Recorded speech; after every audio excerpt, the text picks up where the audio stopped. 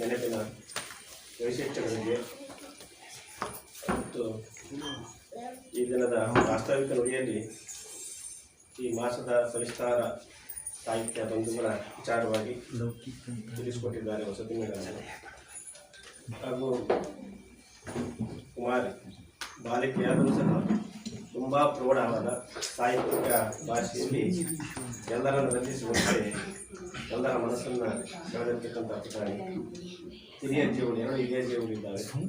ಇವರೆಲ್ಲರಿಗೂ ಮಕ್ಕಳಿಗೆ ನಾನು ನನ್ನ ಪ್ರಣಾಮ ಸಲ್ಲಿಸುತ್ತೇನೆ. ನಾವಿಂದು ಚಾರಿತ್ರಿಕ ಐತಿಹಾಸಿಕ ಸುಪ್ರಸಿದ್ಧ ಒಂದು ಸ್ಥಳ ಇದೆ. ಇಲ್ಲಿ ಇರುವುದೇ ಒಂದು ಸೌಭಾಗ್ಯವೇನೋ ಅನಿಸುತ್ತೆ. ಆಕಸ್ಮಿಕವಾದ ಈ ಕಾರ್ಯಕ್ರಮದಲ್ಲಿ ಈ ಒಂದು ಸ್ಥಳದಲ್ಲಿ ನಾವೆಲ್ಲ ಸೇರಿರ್ತಕ್ಕಂಥದ್ದರ ಬಗ್ಗೆ ನಾನು ನಿಮಗೆ ಹೇಳೋದಿಲ್ಲ. ಸ್ಥಳಗಳ ಬಗ್ಗೆ ಸಾಕಷ್ಟು ನಿಮಗೆ ವಿಚಾರ ಗೊತ್ತಿದೆ. ಇದರಲ್ಲಿ ಇಲ್ಲಿ ಶ್ರಮಣರು, ಮುನಿಗಳು, ಶ್ರೇಷ್ಠರು, ಪರಮೇಷ್ಠಿಗಳು ನಡೆದಾಡಿರ್ತಕ್ಕಂಥ ಒಂದು ಪುಣ್ಯಭೂಮಿ.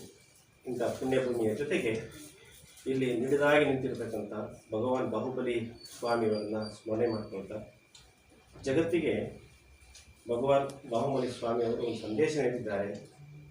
ಅದು ಅಹಿಂಸೆಯಿಂದ ಸುಖ, ತ್ಯಾಗದಿಂದ ಶಾಂತಿ, ಮೈತ್ರಿಯಿಂದ ಪ್ರಗತಿ, ಧ್ಯಾನದಿಂದ ಸಿದ್ಧಿ. ಇದು ಎಷ್ಟು ಒಂದು ಔಚಿತ್ಯಪೂರ್ಣವಾದ ಒಂದು ನಮಗೆ ವಿಶಿಷ್ಟ ರೀತಿಯಲ್ಲಿ ಅರ್ಥೈಸುತ್ತೆ ಅಂದರೆ ನಮ್ಮ ಒಂದು ನಿಟ್ಟಿನಲ್ಲಿ ನಾವು ಆಲೋಚನೆ ಮಾಡ್ತಾ ಹೋದರೆ ವಿಭಿನ್ನವಾದ ಒಂದು ಸಂದೇಶವನ್ನು ಕೊಡೋ ಜೊತೆಗೆ ಸುಖ, ಪ್ರಗತಿ, ಶಾಂತಿಯ ಸಿದ್ಧಿಗಾಗಿ ಭಗವಾನ್ ಬಾಹುಬಲಿ ಸ್ವಾಮಿಯವರು ನಿಜವಾಗಿ ನಿಂತು ಇಂದು ನಮಗೆಲ್ಲರೂ ಸಹ ಒಂದು ಪ್ರೇರಣಾ ಶಕ್ತಿಯಾಗಿದ್ದಾರೆ ಅಂತ ಒಂದು ಸ್ಥಳ ಇದು. ಹೇಳಿ ಕೇಳಿ ಜೈನರ ಒಂದು ಕಾಶಿ ಇದು, ಜೈನ ಕಾಶಿ. ಈ ಜೈನ ಕಾಶಿಯ ಜೈನ ಮಂತ್ರವನ್ನು ನಾವು ನೆನಪಿಸ್ಕೊಳ್ತಾ ಓಂ ನಮೋ ಹರಿಯಂಥಾಣಂ, ಓಂ ನಮೋ ಸಿದ್ಧಾಣಂ, ಓಂ ನಮೋ ಆಯಿರ್ಯಾಣಂ, ಓಂ ನಮೋ ಊಯಿಚಾಣಂ, ಓಂ ನಮೋ ಲೋಯೆ ಸವ್ಯ ಸಾಧುಗುಣ ಅಂತ. ಇಲ್ಲಿ ಹರಿಯಂತರು, ಸಿದ್ಧರು, ಆಚಾರ್ಯರು, ಉಪಾಧ್ಯಾಯರು, ಸಾಧು ಪರಮೇಷ್ಠಿಗಳು ಇರುವಂಥ ಜಾಗದಲ್ಲಿ ಅವರೆಲ್ಲರಿಗೂ ನಾನು ಮತ್ತೊಮ್ಮೆ ಎಲ್ಲ ಪರವಾಗಿ ನಮಸ್ಕಾರ ಸಲ್ಲಿಸುತ್ತಾ, ಹರಿಯಂತರು ಅಂದರೆ ಕರ್ಮವನ್ನು ಜಯಿಸಿದವರು ಅಂತೇಳಿ ಅಂಥವರು ಈ ಒಂದು ಭಾಗದಲ್ಲಿ ನಡೆದಾಡಿದ್ದಾರೆ ಅಂದರೆ ನಮ್ಮ ಒಂದು ಪೂರ್ವಜನ ಪುಣ್ಯದ ಸುಕೃತದ ಫಲವೇ ಸರಿ ನಾವಿಲ್ಲಿ ಇರ್ತಕ್ಕಂಥದ್ದು ಅಂತೇಳಿ ಎಲ್ಲರೂ ಸಿಗಲ್ಲ ಇಲ್ಲಿ.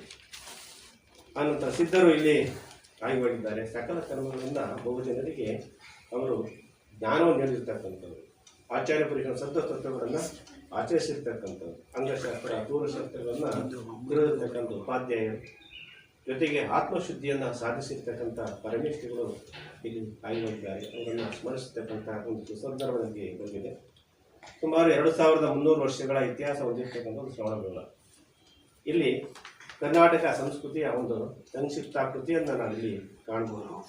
ಕರ್ನಾಟಕ ಸಂಸ್ಕೃತಿಯ ಉತ್ತುಂಗ ಶಿಖರದಲ್ಲಿ ಇರ್ತಕ್ಕಂಥ ನಾವು ಏನೋ ನೋಡಬೇಕು ಅಂತಂದರೆ ಅದು ಇಂಥ ಊರಿನಲ್ಲಿ ನಾವು ನೋಡಲಿಕ್ಕೆ ಸಾಧ್ಯ ಅಂತ ಒಂದು ಸಹೃದಯ ಬಂಧುಗಳಿಗೆ ನಮಗಿಲ್ಲಿ ಅವಕಾಶ ಸಿಕ್ಕಿರ್ತಕ್ಕಂಥದ್ದನ್ನು ಮತ್ತೊಮ್ಮೆ ಸಿಗುತ್ತಾ. ಇಂಥ ಒಂದು ಅವಕಾಶ ಬೇರೆಯವರಿಗೆ ಸಿಗಲಾರದೇನೋ ನಮ್ಮ ಒಂದು ಪುಣ್ಯವೇನೋ ಹೋಗ್ತೇವೆ.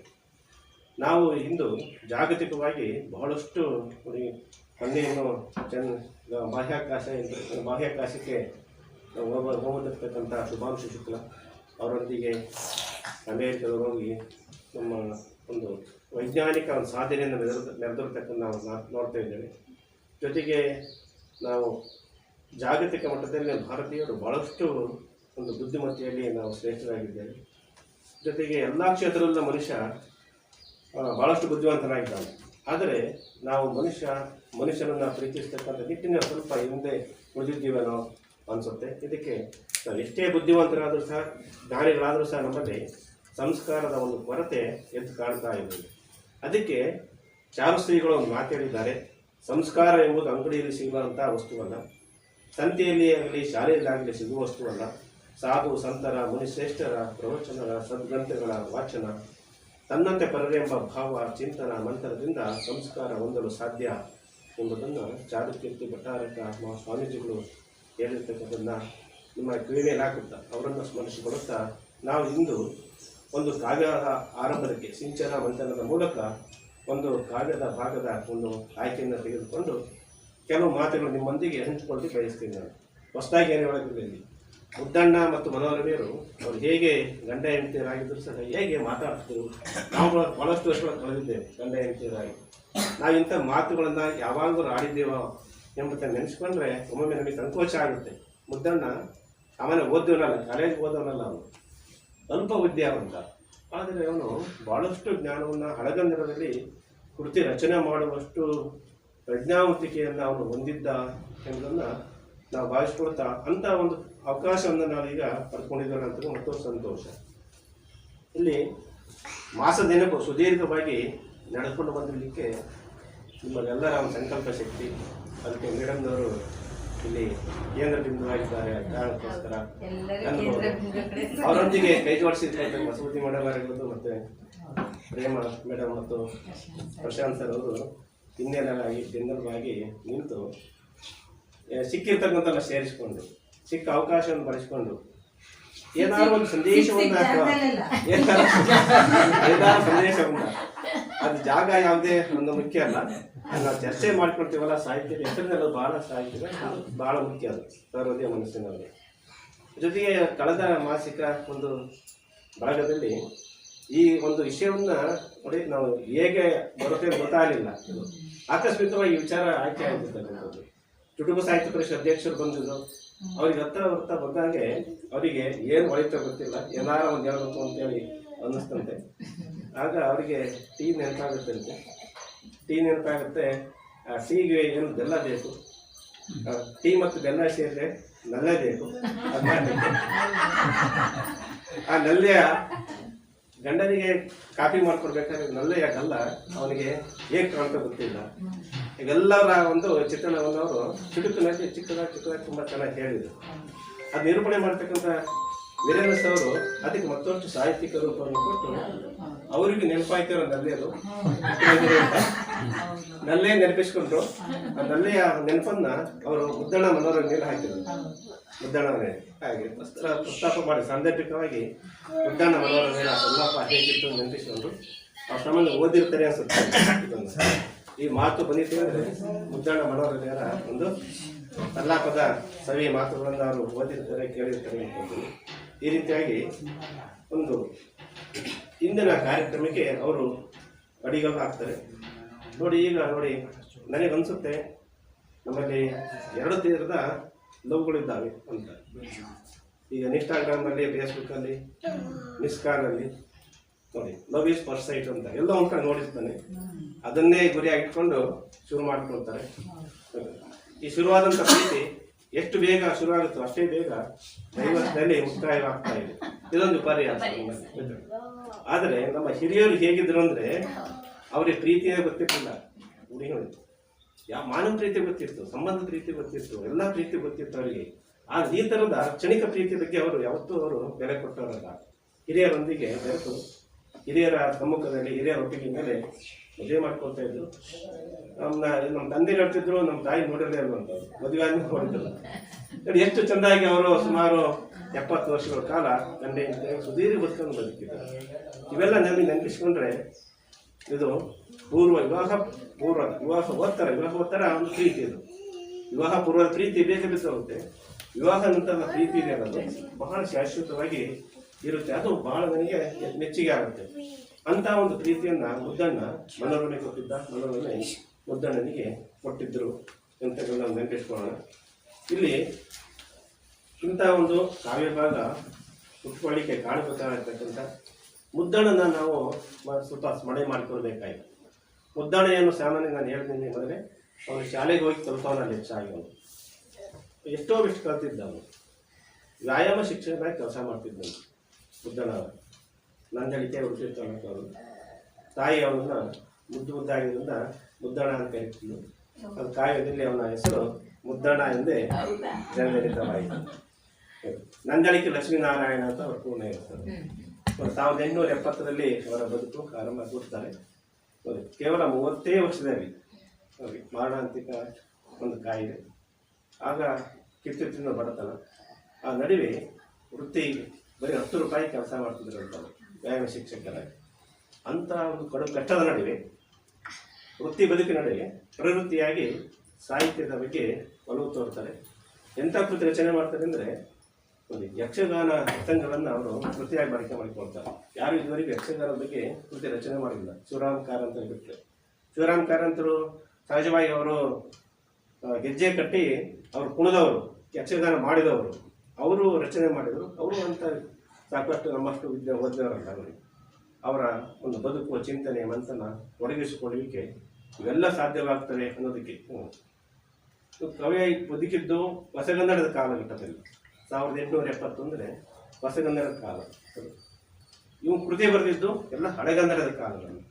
ಇದು ಹೇಗೆ ಸಾಧ್ಯವಾಯಿತು ಎಂಬುದನ್ನು ಕಲ್ಪನೆ ಮಾಡಿಕೊಂಡ್ರೆ ನನ್ನ ಕಲ್ಪನೆ ಕಷ್ಟ ಅನಿಸುತ್ತೆ. ಕಲ್ಪನೆ ಮಾಡಿಕೊಳ್ಳಿಕ್ಕೆ ಆಗೋದಿಲ್ಲ. ಎಷ್ಟು ಅಪಾರವಾದ ಬುದ್ಧಿಮತ್ತೆ ಇತ್ತು.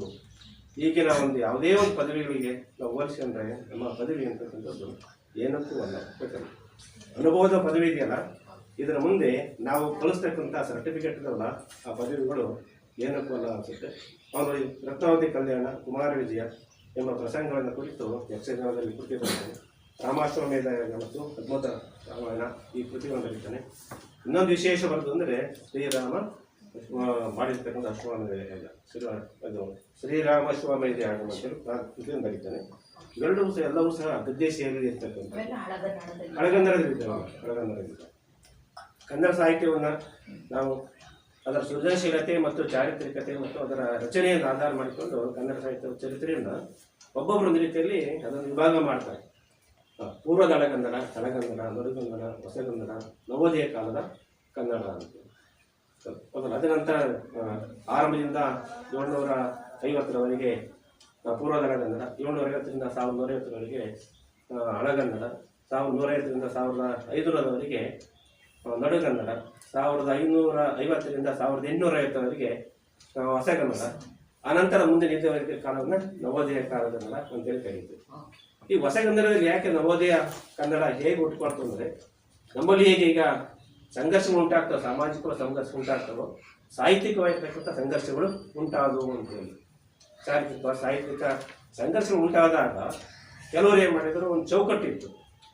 ಕೆಲವು ಕವಿಗಳು ಬರೀಬೇಕಾದ್ರೆ ಪ್ರಾಸಬದ್ಧವಾಗಿ ಬರೀಬೇಕು, ಛಂದಸ್ಸು ಆದರ್ಶ ಬರೀಬೇಕು, ಈ ರೀತಿಯ ಚೌಕಟ್ಟುಗಳಿದ್ದು ಆ ಚೌಕಟ್ಟುಗಳನ್ನು ಮೀರಿ ಯಾಕೆ ನಾವು ಬರೀಬಾರದು ಎಂತಕ್ಕಂಥ ಒಂದು ಸಂಘರ್ಷ ಉಂಟಾದಾಗ ಇವೆಲ್ಲವೂ ಸಹ ಹೊಸಗನ್ನಡ ಬೇರ್ಪಟ್ಟು ನವೋದಯ ಸಾಹಿತ್ಯ ಉಂಟಾಯಿತು ಅಂತೇಳಿ. ನವೋದಯ ಸಾಹಿತ್ಯದಲ್ಲಿ ಪ್ರಗತಿಪರ ಸಾಹಿತ್ಯ, ಬಂಡಾಯ ಸಾಹಿತ್ಯ, ದಲಿತ ಸಾಹಿತ್ಯ, ಮಹಿಳಾಪರ ಸಾಹಿತ್ಯ ಮತ್ತು ಕಥೆಗಳು ಇವೆಲ್ಲವೂ ಸಹ ಸಾಹಿತ್ಯಕ್ಕೆ ಒಳಪಟ್ಟಿರಲಿಲ್ಲ. ಈಗ ಆತ್ಮಚರಿತ್ರೆ ಬರೋದು ಸಾಹಿತ್ಯ ಪ್ರಕಾರವಾದ ಒಂದು ಕೃತಿಯಾಗುತ್ತೆ, ವ್ಯಕ್ತಿ ಚರಿತ್ರೆ ಬರೋದು ಒಂದು ಕೃತಿಯಾಗುತ್ತೆ. ಇವೆಲ್ಲವೂ ಅನಂತರ ನವೋದಯ ಕಾಲಘಟ್ಟದಲ್ಲಿ ಬಂದಿರತಕ್ಕಂಥದ್ದು. ಇದು ಯಾಕೆ ಅಂದರೆ ಕವಿಯನು ನವೋದಯದ ಮುಂಗೋಡಿ ಅಂತೇಳಿ ಕರೀತಾರೆ ಅದನ್ನು. ಮುದ್ದಣನ ಮುಂಗೋಡಿ ಅಂದರೆ ಬೆಳಗಿನ ಒಂದು ಮೊದಲ ಕೂಗನ್ನು ಕೂಗಿರ್ತಕ್ಕಂಥದ್ದು ಅಂತ. ಆ ರೀತಿಯಾಗಿ ನವೋದಯದ ಆರಂಭ ಮುದ್ದಣದಿಂದ ಆರಂಭ ಆಯಿತು ಅಂತೇಳಿ. ಆನಂತರ ಕುವೆಂಪು ಮಾಸ್ತಿಗಳೆಲ್ಲ ಬರ್ತಾರೆ. ಆರಂಭ ಕಾಲ ಇವನಿಂದ ಆಯಿತು ಅಂತ. ಇಲ್ಲಿ ಕಾಲದಲ್ಲಿ ಆದರೂ ಸಹ ಅವನು ಮತ್ತೆ ಬಹಳಷ್ಟು ಹಿಂದಕ್ಕೆ ಹೋಗಿದ್ದಾನೆ. ಅವನು 1000 ವರ್ಷಗಳ ಹಿಂದಕ್ಕೆ ಹೋಗಿದ್ದಾನೆ. ಕವಿ ಹುಟ್ಟಿದ್ದು 1870.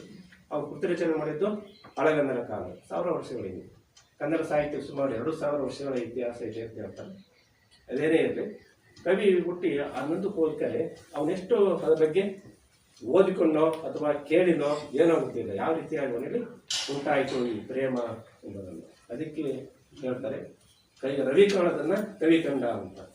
ಇವೆಲ್ಲ ಅನುಭವಿಸಿ ಮಾಡಿರ್ತಕ್ಕಂಥದ್ದು ಇವೆಲ್ಲವೂ ಸಹ ಕವಿ ಕಂಡದ್ದು. ಇನ್ನು ಇಲ್ಲಿ ರಾಮಾಶ್ವಮೇಧ ಯಾಗದ ಈ ಕೃತಿಗೆ ಸಂಕ್ಷಿಪ್ತವಾಗಿ ಕೃತಿಗೆ ಹೋಗೋದಕ್ಕಿಂತ ಮೊದಲು ಈ ಕೃತಿಯ ಒಂದು ತಿರುಳು ಏನು, ಹೇಗೆ ಉಂಟಾಯಿತು ಅಂತ ಹೇಳ್ತಾ, ಶ್ರೀರಾಮ, ರಾಮಾಯಣ ಸಮಯ ಗೊತ್ತಿದೆ ನಿಮಗೆ. ಶ್ರೀರಾಮ ರಾವಣಾದಿಗಳನ್ನು ಸೀತಾಪಣ ಆದಾಗ ರಾವಣಾದಿಗಳನ್ನು ಕೊಂದು ಸೀತೆಯನ್ನು ಬಿಡಿಸ್ಕೊಂಡು ಬರ್ತಾನೆ. ಬಿಡಿಸ್ಕೊಂಡು ಬಂದಾಗ ಅವನಿಗೆ ಏನೋ ನಾನು ಸೀತೆಯನ್ನು ಬಿಡಿಸ್ಕೊಂಬಂದೆ ಅಂತಕ್ಕಂಥ ಸಂತೋಷ ಇರುತ್ತೆ. ಹೀಗೆ ಅವನು ಜೊತೆಗೆ ಅವನಲ್ಲಿ ಒಂದು ಅಳುಕಿರುತ್ತೆ. ರಾವಣನನ್ನ ಹತ್ಯೆ ಮಾಡಿದ್ದು ಸಾಮಾನ್ಯ ಕೆಲಸ ಅಲ್ಲ. ರಾವಣನಾದರೂ ಅಸಾಮಾನ್ಯವಾಗಿರ್ತಕ್ಕಂಥ ಒಬ್ಬ ಪುರೋಹಿತ, ಅವನೊಬ್ಬ ಏನೋ ಗೊತ್ತಿಲ್ಲ ಅವನಿಗೆ. ಸೀತೆಯನ್ನು ಯಾವಾಗ ನೋಡಿದನೋ ಅವನ ಮನಸ್ಸು ಪತ್ರದ ಮೇಲಿನ ಜಲಬಿಂದುವಿನಂತೆ ಚಿತ್ತ ಮಾದು ಚಿತ್ತಮ್ಮ ಅಂತ ಹೇಳ್ತಾರೆ ಕವಿ. ಪದ್ಮ ಪತ್ರದ ಮೇಲಿನ ಜಲಬಿಂದುವಿನಂತೆ ಚಲಿತ ಮಾದು ಚಿತ್ತಮ್ಮ ಅಂತ. ಕಮಲದ ಎಲೆ ಮೇಲೆ ಒಂದು ಜಲ ಬಿದ್ದರೆ ಅದನ್ನು ದೀಪಗಳದು ಓಡಾಡ್ತಾ ಇರ್ತದೆ, ಚಲಿಸ್ತಾ ಇರ್ತದೆ ಗಾಳಿ ಬಿಂದಕ್ಕೆ. ಆ ರೀತಿಯಾಗಿ ಸೀತೆಯನ್ನು ನೋಡಿದ ತಕ್ಷಣ ರಾವಣನ ಮನಸ್ಸು ಚಂಚಲ ಚಿತ್ತನಾದ, ಬಹಳ ಪ್ರಕಟ ಪಂಡಿತನಾದ. ಅಂಥವರನ್ನು ನಾನು ಹತ್ಯೆ ಮಾಡಿದ್ದೀನಿ ಅಂತಕ್ಕಂಥ ಒಂದು ಮನೋವ್ಯಾಕುಲತೆ ಶ್ರೀರಾಮನಲ್ಲಿತ್ತು. ಅಂಥ ಸಂದರ್ಭದಲ್ಲಿ ಅಗಸ್ತ್ಯ ಮಹರ್ಷಿಗಳು ಯಾಕೆ ಗೊತ್ತಿಲ್ಲ, ಹೀಗೆ ಅವರು ಸಂಚರಿಸ್ತಾ ಬರುವಾಗ ಶ್ರೀರಾಮನ ಆಶ್ರಮಕ್ಕೆ ಬರ್ತಾರೆ. ಶ್ರೀರಾಮನನ್ನು ಮಾತಾಡ್ತಾರೆ, ಅವರಿಗೆ ಶಿಕ್ಷೆಯನ್ನು ಮಾತಾಡ್ತಾರೆ. ಬಂದಂಥ ಅಗಸ್ತ್ಯರನ್ನು, ಆ ಪರಿವಾರವನ್ನು ಶ್ರೀರಾಮ ಅವನಿಗೆ ಎಷ್ಟು ಸಾಧ್ಯವಾದಷ್ಟು ಅತಿ ಸತ್ಕಾರವನ್ನು ಮಾಡಿ ಅವನನ್ನು ಸಂತೋಷಗೊಳಿಸ್ತಾರೆ. ಆನಂತರ ಅವರು ರಾಮ ಮತ್ತು ಅಗಸ್ತ್ಯ ಮಹರ್ಷಿಗಳು ಹೀಗೆ ಹಾಗೆ ಮಾತನಾಡುವ ಸಂದರ್ಭದಲ್ಲಿ ಶ್ರೀರಾಮ ತನ್ನ ಜಾಗೃತಿಯ ಬಗ್ಗೆ ಹೇಳ್ತಾನೆ. ಈ ಬ್ರಹ್ಮಹತ್ಯಾ ದೋಷವನ್ನು ಮಾಡಿರ್ತಕ್ಕಂಥ ಒಂದು ಪಾಪ ನನ್ನನ್ನು ಕಾಡ್ತಾ ಇದೆ ಗುರುಗಳೇ ಅಂದಾಗ ಅವ್ರು ಹೇಳ್ತಾರೆ, ಪಾಪಿಗಳ ಪಾಪ ನಾಶ ಮಾಡಬಲ್ಲ ಬಿಡಿಯಂಥ ಪಾಪವ್ಯ ಒಂದು. ಅವರು ಪಾಪ ಮಾಡಿದ್ದಾನೆ. ಅವನಿಷ್ಟೇ ಹರಿಶ್ಚಂದ್ರ ಕಾವ್ಯದಲ್ಲಿ ಗಮನಿಸಿ ನೋಡಿದರೆ ರಾಘವಾಂಕ ಅಲ್ಲಿ ರಾವಣನನ್ನು ಉದಾತ್ತವಾದ ಒಬ್ಬ ಶ್ರೇಷ್ಠ ಪುರೋಹಿತನಾಗಿ ಚಿತ್ರಿಸಿದ್ದಾನೆ. ಗಿರಿಜಾ ಕಲ್ಯಾಣವನ್ನು ತಂದಾಗ ಆ ಶಿವನಿಗೂ ಮತ್ತು ಗಿರಿಜೆಗೂ ಮದುವೆ ಮಾಡಿಸ್ತಾನು ರಾವಣನಂತೆ. ಅಷ್ಟೊಂದು ಅವನಲ್ಲಿ ಪೌರೋಹಿತ್ಯ ಅವನಲ್ಲಿ ಎಲ್ಲ ಮಂತ್ರದೋಷ ಇತ್ತು. ಜೊತೆಗೆ ಅಪ್ರತಿಮವಾದ ಒಂದು ಶಿವಭಕ್ತರಾಗಿದ್ದ ಅವನು. ಇದೊಂದೇ ಒಂದು ಕಾರಣಕ್ಕೋಸ್ಕರ ಅವನಲ್ಲಿ ಒಂದು ದೌರ್ಬಲ್ಯ ಮನುಷ್ಯರನ್ನ ನಾಶ ಮಾಡೋದಕ್ಕೆ ಇಲ್ಲಿ ರಾವಣನೇ ಅಂತನೂ ಹತ್ಯೆ ಮಾಡಿದ್ದೀನಿ ಅಂತಕ್ಕಂಥ ಒಂದು ಹೊರಗು ಶ್ರೀರಾಮನಿದ್ದಾಗ ಇವರಲ್ಲಿ ಕೇಳ್ಕೊಳ್ತಾನೆ. ಆದರೂ ಇವರು ಒಂದು ಮನಸ್ಸು ತಡೆಯೋದಿಲ್ಲ. ಹೇಳ್ತಾರೆ, ದುಷ್ಟ ಸಂಹಾರಕ್ಕಾಗಿ ನೀನು ಜನಗಳಿದ್ದೀಯ. ನೀನು ಸಾಕ್ಷಾತ್ ಭಗವಂತನಾಗಿರ್ತಕ್ಕಂಥವ್ರು ಶಿಷ್ಟರನ್ನ ಪರಿಪಾಲನೆ ಮಾಡಬೇಕು, ದುಷ್ಟರನ್ನ ಶಿಕ್ಷಿಸಬೇಕು. ಆ ಕಾರಣಕ್ಕೋಸ್ಕರ ನಿನ್ನನ್ನು ದೇವಾನುದೇವತೆ ಅನುಗ್ರಹಿಸಿ ನಿನ್ನ ಕಳಿಸ್ಕೊಟ್ಟಿದ್ದಾರೆ. ಆದರೆ ನಿನ್ನ ವ್ಯಾಕುಲತೆಯನ್ನು ಬಿಟ್ಟು ಬಿಡುವಂತ. ಆದರೂ ಅವನು ಶ್ರೀರಾಮನಿಗೆ ಮನಸ್ಸಲ್ಲಿ ನುಡಿಯುತ್ತೆ. ಆಗ ಅವನ ವ್ಯಾಕುಲ ಚಿತ್ತನಾಗಿರ್ತಕ್ಕಂಥದ್ದನ್ನು ಇಷ್ಟೆಲ್ಲ ಧೈರ್ಯ ಹೇಳಿದ್ರು ಸಹ ಅವನಲ್ಲಿ ಅವನು ಬದಲಾಗೋದಿಲ್ಲ. ಅವನಲ್ಲಿ ಅಂತ ಚಿಂತೆ ಕಾಡ್ತಾ ಇರುತ್ತೆ. ಅದಕ್ಕೆ ಅಗಸ್ತ್ಯರು ನಾವು ಹೇಳಿದ್ವಿ ಬಿಡೋದು, ಏನಾದರೂ ಮಾಡಿ ಪರಿಹಾರ ಹುಡುಕ್ಬೇಕು ಅದಕ್ಕೆ ಅಂತೇಳಿ ನೀನು ಅಶ್ವಮೇಧ ಯಾಗ ಮಾಡಪ್ಪ ಅಂತ ರಾಮನಿಗೆ. ಆಗ ನಿನ್ನ ಬ್ರಹ್ಮಹತ್ಯೆ ದೋಷ, ಸ್ತ್ರೀ ಹತ್ಯೆ, ಗೋಹತ್ಯೆ, ಇದು ಬ್ರಹ್ಮನ ಹತ್ಯೆ ಮಾಡಿದಂಥ ದೋಷ. ಅದಕ್ಕೆ ನಮ್ಮಲ್ಲಿ ನಮ್ಮ ಭಾರತದಲ್ಲಿ ಗೋಮಾತೆಗೆ ಪೂಜ್ಯ ಸ್ಥಾನ ಇದೆ. ಜೊತೆಗೆ ನಮ್ಮಲ್ಲಿ ಗೋಹತ್ಯೆ ಮಾಡ್ತಕ್ಕಂಥ ನಿಷಿದ್ಧ. ನಮ್ಮ ಇತ್ತೀಚಿನ ದಿನಗಳಲ್ಲಿ ನೋಡಿ ನಮ್ಮಲ್ಲಿ ಏನೆಲ್ಲ ನಡೀತಾ ಇದೆ ಅನ್ನೋದಕ್ಕೆ ನಾವು ಇಷ್ಟೆಲ್ಲ ಮುಂದುವರೆದು ಸಂಸ್ಕಾರದ ಕೊರತೆ ನಮ್ಮಲ್ಲಿ ಎದ್ದು ಕಾಣ್ತಾ ಇದೆ. ಆ ಕಾಲದಲ್ಲಿ, ರಾಮನ ಕಾಲದಲ್ಲೇ ಬ್ರಹ್ಮಹತ್ಯೆ ದೋಷ ಅಂತಕ್ಕಂಥ ಒಂದು ಅಂಥವನು ಅವ ಆಲೋಚನೆ ಮಾಡ್ತಾನೆ. ಅಂದಾಗ ನಾವು ಸ್ವಲ್ಪ ಒಂದು ಕಡೆ ಗಮನ ಕೊಡಬೇಕಾಗ್ತದೆ. ಅಂದರೆ ನಮ್ಮಲ್ಲಿ ಅದಕ್ಕೆ ನಮ್ಮಲ್ಲಿ ಸಾಕಷ್ಟು ಅಂತರಿಗೆ ಬೆಂಬಲಿಸ್ತಕ್ಕಂಥ ಭಾಳ ಜನ ಇದ್ದಾರೆ. ಅದೇನೇ ಇಲ್ಲಿ ಈಗ ನಾವು ಹೇಳಲಿಕ್ಕೆ ಹೋದರೆ ಅದು ಬೇರೆ ಥರ ಆಗುತ್ತೆ.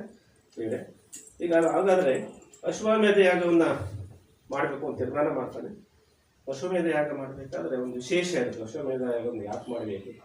ಅಶ್ವಮೇಧ ಯಾಗ ಮಾಡಬೇಕಾದ್ರೆ ಅಲ್ಲಿ ಕುದುರೆ ಬೇಕಾಗುತ್ತೆ. ಕುದುರೆಯ ಲಕ್ಷಣವನ್ನು ಹೇಗಿರಬೇಕು ಅಂತಂದರೆ, ಲಕ್ಷ್ಮೀಶ ಜೈಮಿನಿ ಭಾರತದಲ್ಲಿ 2ನೇ ಸಂಧಿಯಲ್ಲಿ ಅಶ್ವಮೇಧ ಯಾಗದ ಒಂದು ಕುದುರೆಯ ಒಂದು ಲಕ್ಷಣ ಹೇಳಿದ್ದಾರೆ. ಹೇಗಿರಬೇಕು ಅಂದರೆ ಅವನು ಹೇಳ್ತಾ ಹೋಗ್ತಾನೆ, ಶ್ವೇತ ವರ್ಣವಿರಬೇಕು. ಕುದುರೆ ಪೂರ್ಣವಾಗಿ ಎಲ್ಲೂ ಕಪ್ಪು ಚಿಕ್ಕೆ ಇರಬಾರ್ದು, ಒಂದು ಕಪ್ಪು ಚಿಕ್ಕೆ ಇರಬಾರ್ದು, ಬಹು ಎತ್ತರವಾಗಿರಬೇಕು. ಅದು ವೇಗವಾಗಿ ಸಂಚರಿಸುವಂತಿರಬೇಕು. ಪೀತಗುಚ್ಛವಾಗಿರಬೇಕು ಅಂತ ಹೇಳ್ತಾರೆ. ಪೀತಗುಚ್ಛ ಪೀತಾಂಬರ ಬಂಗಾರವನ್ನು ಬಾಲವನ್ನು ಹೊಂದಿರಬೇಕು. ಜೊತೆಗೆ ಅದರಲ್ಲಿ ಇನ್ನೊಂದು ವಿಶೇಷ ಅಂದರೆ ಒಂದು ಕಿವಿ ಮಾತ್ರ ಕಪ್ಪಾಗಿರಬೇಕು. ಇದು ಅಶ್ವಮೇಧ ಯಾಗದ ಒಂದು ಕುದುರೆ ವೈಶಿಷ್ಟ್ಯ. ಇಂಥ ಕುದುರೆಯನ್ನು ಹುಡುಕ್ತಾ ಇದ್ರು. ಯಾಕೆ ಮಾಡ್ತಾ ಇದ್ರು ಅಂದರೆ, ಚಕ್ರವರ್ತಿ ಆದವನು, ರಾಜನಾದವನು ತನ್ನ ಅಸಾಮಾನ್ಯ ಪ್ರಾಬಲ್ಯವನ್ನು ತೋರಿಸಲು ತೊಡಲು ಮಾಡ್ತಾ ಇದ್ರು ಅಶ್ವಮೇಧ ಯಾಗವನ್ನು. ಇಲ್ಲಿ ಶ್ರೀರಾಮ ಮಾಡ್ತಾ ಇರೋದು ಯಾತಕ್ಕೋಸ್ಕರ? ತನ್ನ ಒಂದು ಅಸಮಾಧಾನತೆಯಲ್ಲ ಮನಸ್ಸಿನಲ್ಲಿ ರಾವಣನ ಕುಂದೆ ಅಂತ ಬ್ರಹ್ಮಹತ್ಯೆ ದೋಷವನ್ನು ನಾನು ನೀಗಿಸ್ಕೊಡ್ಬೇಕು ಅನ್ನೋ ಕಾರಣಕ್ಕೋಸ್ಕರ ನಾವು ಮಾಡ್ತಾ ಇದ್ದಾನೆ. ಬಟ್ ಅದು ದೋಷ ಪರಿಹಾರಕ್ಕೋಸ್ಕರ ಇವ್ರು ಮಾಡ್ತಾ ಇದ್ದಾನೆ. ಈ ದೋಷಪೂರ್ವಕ ಮಾಡಬೇಕಾದ್ರೆ ಯಾಗದ ಕುದುರೆಯನ್ನು ಅದನ್ನು 1 ವರ್ಷ ಕಾಲ ಬಿಟ್ಬಿಡ್ತಾ ಇದ್ರು. ಅದರಿಂದ ಬೆಂಗಾವಲಾಗಿ ಅವನ ಪರಿವಾರದ ಯಾರು ಮಾಡ್ತಾ ಇದ್ದಾರೋ ಅವ್ರು ಹೋಗ್ಬೇಕಾಗಿತ್ತು. ಹೀಗೆ ಪಶುಮೇಧ ಕುದುರೆ ಇಡೀ ಊರೆಲ್ಲ ದೇಶ ಕೋಶ ಸಂಚರಿಸಿ ಬರ್ತಾ ಇತ್ತು. ಸಂಚರಿಸಿ ಬರುತ್ತೆ, ಅದರ ಹಣೆ ಮೇಲೆ ಪಟ್ಟದ ಲಿಖಿತವನ್ನು ಬರಿತಾ ಇದ್ದರು. ಯಾರಾದರೂ ಸಾಮರ್ಥ್ಯವುಳ್ಳಂಥವರು ಈ ಯಾಗದ ಕುದುರೆಯನ್ನು ಕಟ್ಟಿ ಯುದ್ಧ ಮಾಡುವಂಥದ್ದು ಯುದ್ಧ ಮಾಡಬೇಕು, ಇಲ್ಲದಿದ್ದರೆ ಕಪ್ಪ ಕಾಣಿಕೆಯನ್ನು ಕೊಡಬೇಕು ಅಂತೇಳಿ ಬಂಗಾರ ತಗಡಿನ ಮೇಲೆ ಪಟ್ಟದ ಲಿಖಿತವನ್ನು ಬರಿತಾ ಇದ್ದಾರೆ. ಇದು ಶ್ರೀರಾಮನ ಯಾಗದ ಕುದುರೆ ಅಂದ ತಕ್ಷಣ ಶ್ರೀರಾಮನ ಕುದುರೆಯನ್ನು ಕಟ್ಟಲಿಕ್ಕೆ ಬಹಳಷ್ಟು ಜನರು ಹೆಸರು ಕೇಳಿದ ತಕ್ಷಣ ಹೊಂದುತ್ತಾ ಇದ್ದಾರೆ. ಅಂದರೆ ಯಾಕಂದ್ರೆ ಶ್ರೀರಾಮ ಅಸಾಮಾನ್ಯವಾಗಿರ್ತಕ್ಕಂಥ ಬಿಲ್ಲು ಯುದ್ಧ ಪಾರಾಗ ಅವನ್ನ ಸೋಲಿಸ್ತಾರೆ ಯಾರು, ಅವನ ಮಕ್ಕಳು ಸೋಲಿಸ್ತಾರೆ. ಲವಕುಶರ ಕಾಲದಲ್ಲಿ ಅದು ಬೇರೆ ಒಂದು ಕಥೆ, ಇನ್ನೊಂದು ಕಥೆ ಇದೆ, ಅದೊಂದು ಕಥೆ. ಅದನ್ನ ನಂತರ ಎಲ್ಲ ಬೇರೆ ಬೆಳೀತಾರೆ ನೋಡಿ. ಕವಿ ಯಾವ ರೀತಿಯಾಗಿ ಸೃಷ್ಟಿ ಮಾಡ್ತಾರೆ ಅಂದರೆ ತಂದೆ ಅರಿವಿಲ್ಲದ ಮಕ್ಕಳೆಲ್ಲ ಬೆಳೀತಾ ಇರ್ತಾರೆ ಋಷ್ಯಾಶ್ರಮದಲ್ಲಿ. ನೋಡಿ, ಬಾಲ್ಯದಲ್ಲಿ ಋಷ್ಯಾಶ್ರಮದಲ್ಲಿ ಸಣ್ಣ ಮುನಿಗಳ ಮಕ್ಕಳ ಜೊತೆ ಬೆಳೀತಾ ಇದ್ರು ಸಹ ಅವನಲ್ಲಿ ಒಂದು ಕ್ಷಾತ್ರಿಯ ಒಂದು ತೇಜಸ್ಸು ರಕ್ತದಿಂದ ಬಂದಿರುತ್ತೆ. ಪಟ್ಟದ ಕುದುರೆಯನ್ನು ಕಟ್ಲಕ್ಕಾಗ ಲವನ್ ಕಟ್ತಾನೆ, ಅವನು ಆರಾಟದ ಗುರುಗ ಕೊಡ್ತಾನೆ. ಅದು ಯುದ್ಧ ನಡೆಯುತ್ತೆ. ಆಮೇಲೆ ಯುದ್ಧದ ಎಲ್ಲ ಸೋಲ್ತಾರೆ. ಯಾರು ಇರ್ಬೋದು ಇವರು ಅಂದರೆ ರಾಮನೇ ಬರ್ತಾರೆ, ರಾಮನೂ ಸ್ಪರ್ಶಿಸ್ಬಿಡ್ತಾರೆ ಸಮಾಧಾನ ಮಾಡಿ. ಈ ರೀತಿ ಆ ಕಥೆ ಅದು ಇದೆ. ಆ ಮಾಡಬೇಕಾದ ನಂತರ ಯಾಗದ ಕುದುರೆಯನ್ನು ಬಿಡ್ತಾರೆ, ಅದು ದೇಶ ಸುತ್ತರಿತಾ ಬರುತ್ತೆ. ಆನಂತರ ಆ ಯಾಗದ ಕುದುರೆ ಯಾರೂ ಕಟ್ಟೋದಿಲ್ಲ ಅಂತ ಒಂದು ಪಟ್ಟ ಲಿಖಿತವನ್ನು ಇದ್ದುದರಿಂದ ನೋಡಿ ಎದ್ದು ಬಿಡ್ತಾರೆ ಭಾಳ ಜನ. ಈ ರೀತಿ ಕೊನೆ ಅಂತ ಒಂದು ಕಥೆಯನ್ನು ಆಧರಿಸಿ ಶತ್ರುಘ್ನ ಅವರೆಲ್ಲ ಆ ಕುದುರೆಯಿಂದ ಬಂದಿದ್ದಾರೆ. ಕುದುರೆಯಿಂದ ಬಂದು ಯಾರೂ ಕಟ್ಟಿಲ್ಲ.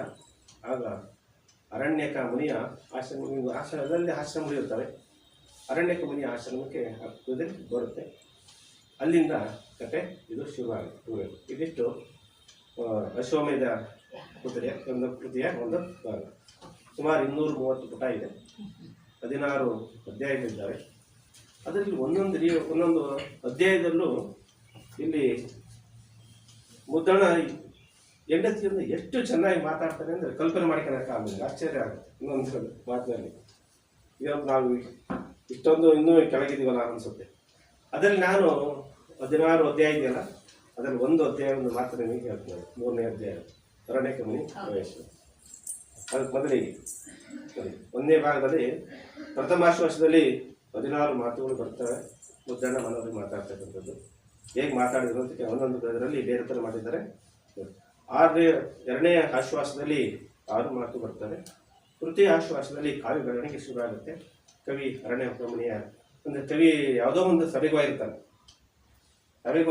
ಸಭೆಯಿಂದ ಅವನು ಮನೆಗೆ ಬರ್ತಾನೆ. ಆ ದಿನ ಯಾಕೋ ನಿನ್ನೆ ಥರ ಮಳೆ ಇರುತ್ತೆ.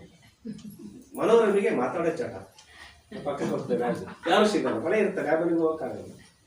ಮಾತಾಡೋ ಚಟ. ಇವನು ಮುದ್ದಣ್ಣ ಬೇರೆ ಬರಲಿಲ್ಲ, ಒಳಗೆ ಬರೋದು ಹಿಂಗೆ ನೋಡೋದು ಹೋಗ್ತಾ ಇರ್ತಾರೆ, ಯಾವ ಬರ್ತಾನೆ ನಾನು. ಈ ರೀತಿ ಕತೆ 3ನೇ ಇದು ಆರಂಭ ಆಗುತ್ತೆ. ಅಲ್ಲಿ ಏನು ಹೇಳ್ತಾರೆ ಅವನು ಅಂದರೆ ರಮಣ ಅಂತಾನೆ. ರಾಮ ಮನೋರಮ ಇಂತಿ ದೇವಿ ಒನ್ನ ಸೀತೆ ಎಂಬೈ ರನ್ಯ ಸೀತೆ ಎತ್ತಬೋದ ಅಂತೇಳಿ ಕೇಳ್ತಾರೆ 3ನೇ ಅಧ್ಯಾಯದಲ್ಲಿ.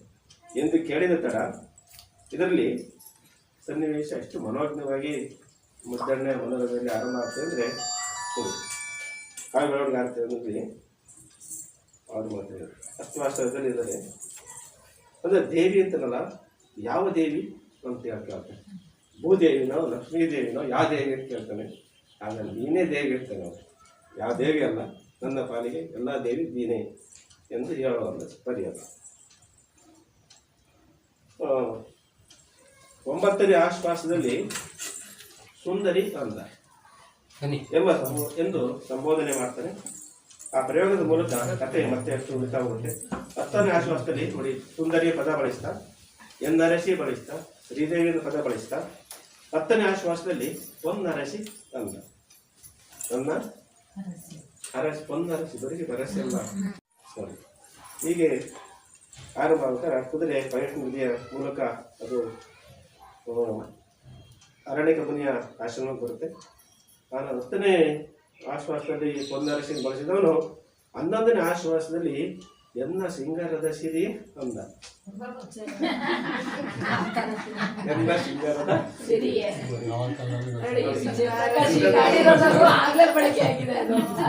ಯಾವಾಗಲೂ ಇಂಥ ಕಲ್ಪನೆ ಹೊಡ್ಕೋಲಾಯ್ತ. ಎಷ್ಟೋ ಓದಿದ್ವಿ, ಏನೋ ಮಾಡಿದ್ವಿ, ಓದದೇ ಇರ್ತಕ್ಕಂಥ ಬಾಯಿನಲ್ಲಿ ಈ ಥರದ ಪದಗಳು.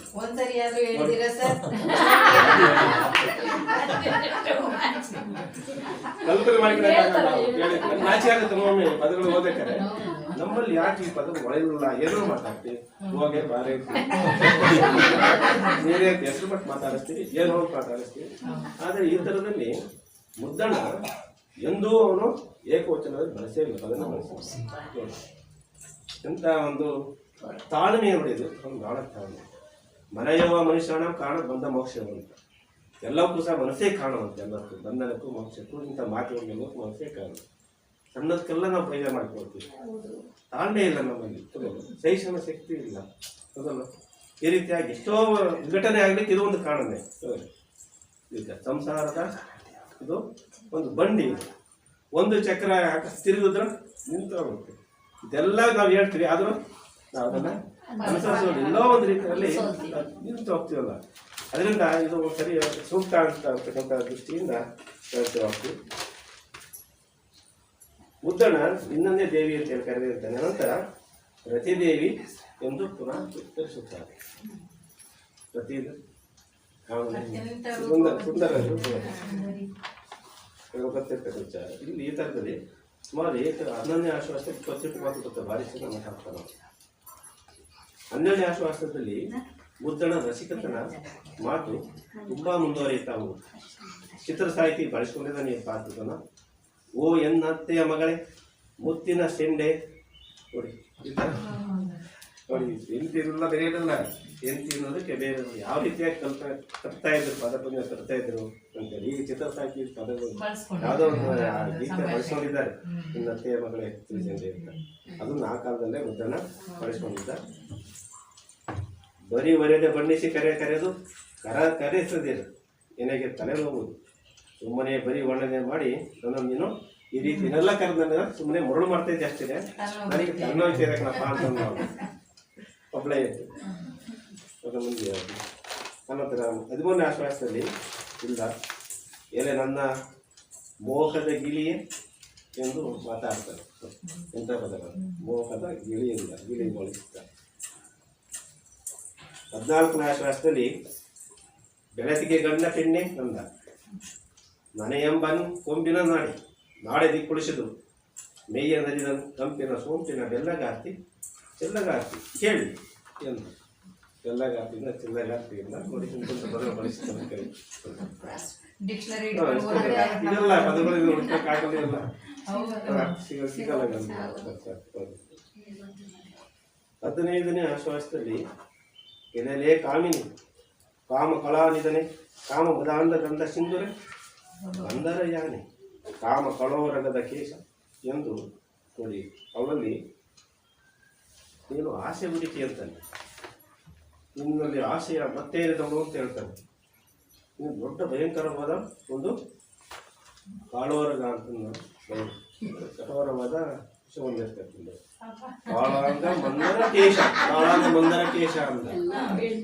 ನಾಗರ ಜಡಿ ಅಂತೀವಲ್ಲ ನಾವು, ಇವಾಗ ನಾಗರ ಜಡಿ ಅಲ್ಲ, ಕಾಳಗದ ಇರ್ತಕ್ಕಂಥ ಕಾಳೋರ ಕಾಳಿಂಗ ಸರ್ಪ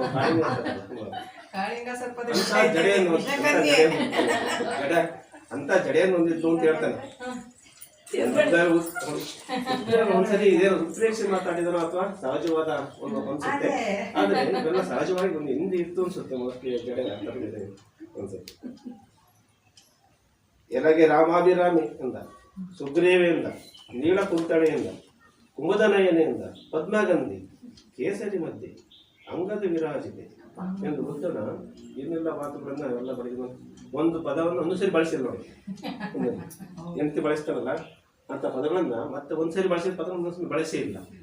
ಇವೆಲ್ಲ ಎಲ್ಲಿ ಹುಡುಕ್ತಾ, ಎಂಟಿಗೋಸ್ಕರ ಹುಡುಕಿನೋ ಅಥವಾ ಕಾವ್ಯ ಸೃಷ್ಟಿಗೋಸ್ಕರ ಹುಡುಕಿನೋ ಏನೋ ಗೊತ್ತಾಗ್ತಾ ಇಲ್ಲ.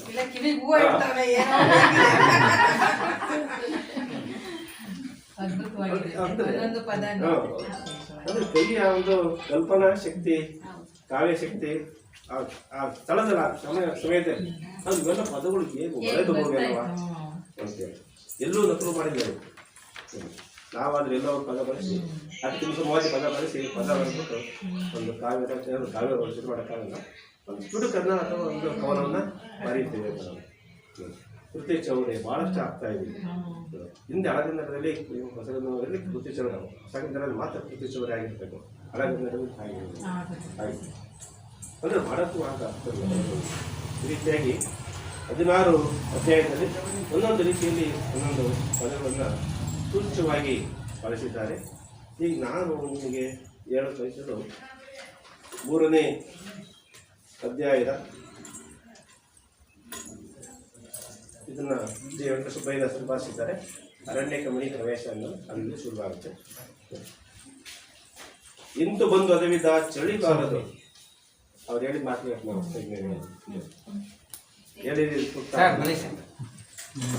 ಯಾಕೆಂದ್ರೆ ಇದು ಮುದ್ದಣ್ಣ ಮನೋರಮೆಯ ಒಂದು ಸಲ್ಲಬಲ್ಲ ಕಥೆ. ಇಲ್ಲಿ ರಾಮಾಯಣದ ಮಹಾಕಾವ್ಯದ ಭಾಗವೊಂದರ ಕಥೆಯಾದರೂ ಸಹ ಇದು ರಾಮಾಯಣದ ಕಾವ್ಯದ ಒಂದು ಭಾಗ ಆದರೂ ಸಹ ಕಾವ್ಯದ ಮಧ್ಯದಲ್ಲಿ ತಮ್ಮ ಜೀವನದ ಔಚಿತ್ಯವನ್ನು, ಚಿತ್ರಣವನ್ನು, ಕಥನದ ಒಂದು ಹಿನ್ನೆಲೆಯನ್ನು ಕವಿ ಹೇಳ್ತಕ್ಕಂಥ ಪ್ರಯತ್ನ ಮಾಡಿದ್ದಾನೆ. ಅದರ ವೈಶಿಷ್ಟ್ಯವೇ ಮುದ್ದಣ್ಣ ಮನೋರಮೆಯ ಸಂಧ್ಯಾಪ ಎಂದು ಇದು ಖ್ಯಾತಿಯಾಗಿದೆ. ಕಾವ್ಯ ಧರ್ಮದ ಒಳಗೆ ತನ್ನ ಜೀವನ ಧರ್ಮವನ್ನು ಬೆಳೆಸುವಂಥ ಕೆಲಸವನ್ನು ಇಲ್ಲಿ ಮಾಡಿದ್ದಾನೆ. ಇಂತು ಬಂದು ಅದವಿದ ಚಳಿಗಾಲದ ರಾಘವನ ಯಜ್ಞ ತುರಂಗಮಂ ಅರಣ್ಯಕನೆಂಬೋರ್ವ ಕಿತ್ತಡಿಯ ಪುಣ್ಯಾಶ್ರಮಂ ಪುಗುತರ್ಕುದು ಕೊಂಡು ಶತ್ರುಘ್ನಾಜ್ಯ ಮುನಿಯ ದರ್ಶನಕ್ಕೆಂದು ಒಳಪಕ್ಕು ಮುನಿಗೆರಗಿದ ಆಗಳ್ ಅರಣ್ಯಕನ್ ಅಭ್ಯಾಗತರಂ ಬಂಧಿಸಿ ಸರ್ವರಂ ಆತಿಥ್ಯನು ಸತ್ಕರಿಸಿ ಶ್ರೀರಾಮ ಸತ್ಕಥಾ ವಿನೋದ ಗೋಷ್ಠಿಗಳು. ಈ ರೀತಿಯಾಗಿ ಒಂದಿನ ಒಂದು ಮಳೆಯಿಂದ ಬೇಸರಗೊಂಡಂಥ ಒಂದು ಸಂದರ್ಭದ ಅದು ಚಳಿಗಾಲದಲ್ಲಿ ಮಳೆ ಬಂದಿತ್ತು ಅಂತ ಹೇಳ್ತಾರೆ. ರಾಘವನ ಯಜ್ಞ ತುರಗ, ರಾಘವನಲ್ಲಿ ರಾಘವ ಅಂತ ಹೆಸರು ಬೇರೆ, ಒಂದು ಯಾಕೆ ಬಂತು ಅಂತ ಇನ್ನೊಂದು ಕಥೆ ಇದೆ. ಅದರಲ್ಲಿ ಅವನ ಯಜ್ಞದ ಕುದುರೆ ಅರಣ್ಯಕನೆಂಬುವರು, ಅರಣ್ಯಕ ಎಂಬತಕ್ಕಂಥ ಋಷಿಯ ಕಿತ್ತಡಿಯಿಂದ ಪದಗಳು, ಕಿತ್ತಡಿಯಿಂದ ಋಷಿ ಮುನಿ ಅಂತ. ಪುಣ್ಯಾಶ್ರಮ ಪುಗುತರ್ಕ, ಪುಣ್ಯಾಶ್ರಮ ಋಷಿಯ ಒಂದು ಋಷಿ ಮುನಿ ಅಂದರೆ ಪುಣ್ಯದ ಆಶ್ರಮ. ಯಾಕೆಂದರೆ ಅಲ್ಲಿ ಯಾಗಾದಿಗಳು, ಹೋಮ ಹವನಗಳು ನಿತ್ಯವೂ ಮಂತ್ರಘೋಷ ನಡೀತಾ ಇರ್ತದೆ. ಅದು ಪುಣ್ಯದ ಆಶ್ರಮ ಆಗಿರುತ್ತೆ. ಅಂಥ ಒಂದು ಆಶ್ರಮವನ್ನು ಅದು ಪ್ರವೇಶಿಸಿದಾಗ ಅದರಿಂದ ಬಂದಂಥ ಬೆಂಗಾವಲಿ ಬಂದಂಥ ಶತ್ರುಘ್ನ ಮತ್ತು ಅವರ ಸಾವಿರಾರು ಸಂಖ್ಯೆಯ ಸೈನಿಕರು ಅದು ಮುಂದೆ ಹೋಗುತ್ತೆ, ಅದರಿಂದ ಹೋಗ್ತಾರೆ. ಆಶ್ರಮ ಇರುತ್ತೆ, ಮುನಿಗಳು ಇರ್ತಾರೆ. ಮುನಿಗಳು ಆಶ್ರಮವನ್ನು ಒಳಗೋಗಿ ಅವರು ಆಶೀರ್ವಾದವನ್ನು ತಿಳ್ಕೊಳ್ಳೋಕ್ಕೋಸ್ಕರ ಒಳಗೆ ಹೋಗ್ತಾರೆ. ಹಾಗಾಗಿ ಯಾಕೆ ತೊಂದರೆ ಏನು ಅಂತೇಳಿ ಅವರೊಂದಿಗೆ ಸಮಾಜ ಮಾತಾಗಿ ಆನಂತರ ಆ ಮುನಿಗಳು ಏನು ಮಾಡ್ತಾರೆ, ರಾಮನ ಬಗ್ಗೆ ಅವರು ಮಾತಾಡಲಿಕ್ಕೆ ಶುರು ಮಾಡ್ತಾರೆ. ರಾಮನ ಕಥಾ ತತ್ವವೇತಿಯವರು ಅಂತೇಳಿ ಇದನ್ನು ಹೇಳ್ತಾನೆ. ಕಥಾಳ ಬೇಸರ ಕಥೆ ಹೇಳಿದಾಗ ಅಶುಭಿನ ಕಥೆ ಹೇಳ್ತಾರೆ. ಈ ರೀತಿ ಬಂದಿದ್ದ ಕುದುರೆ ಅಂತ ಹೇಳ್ತಾನೆ.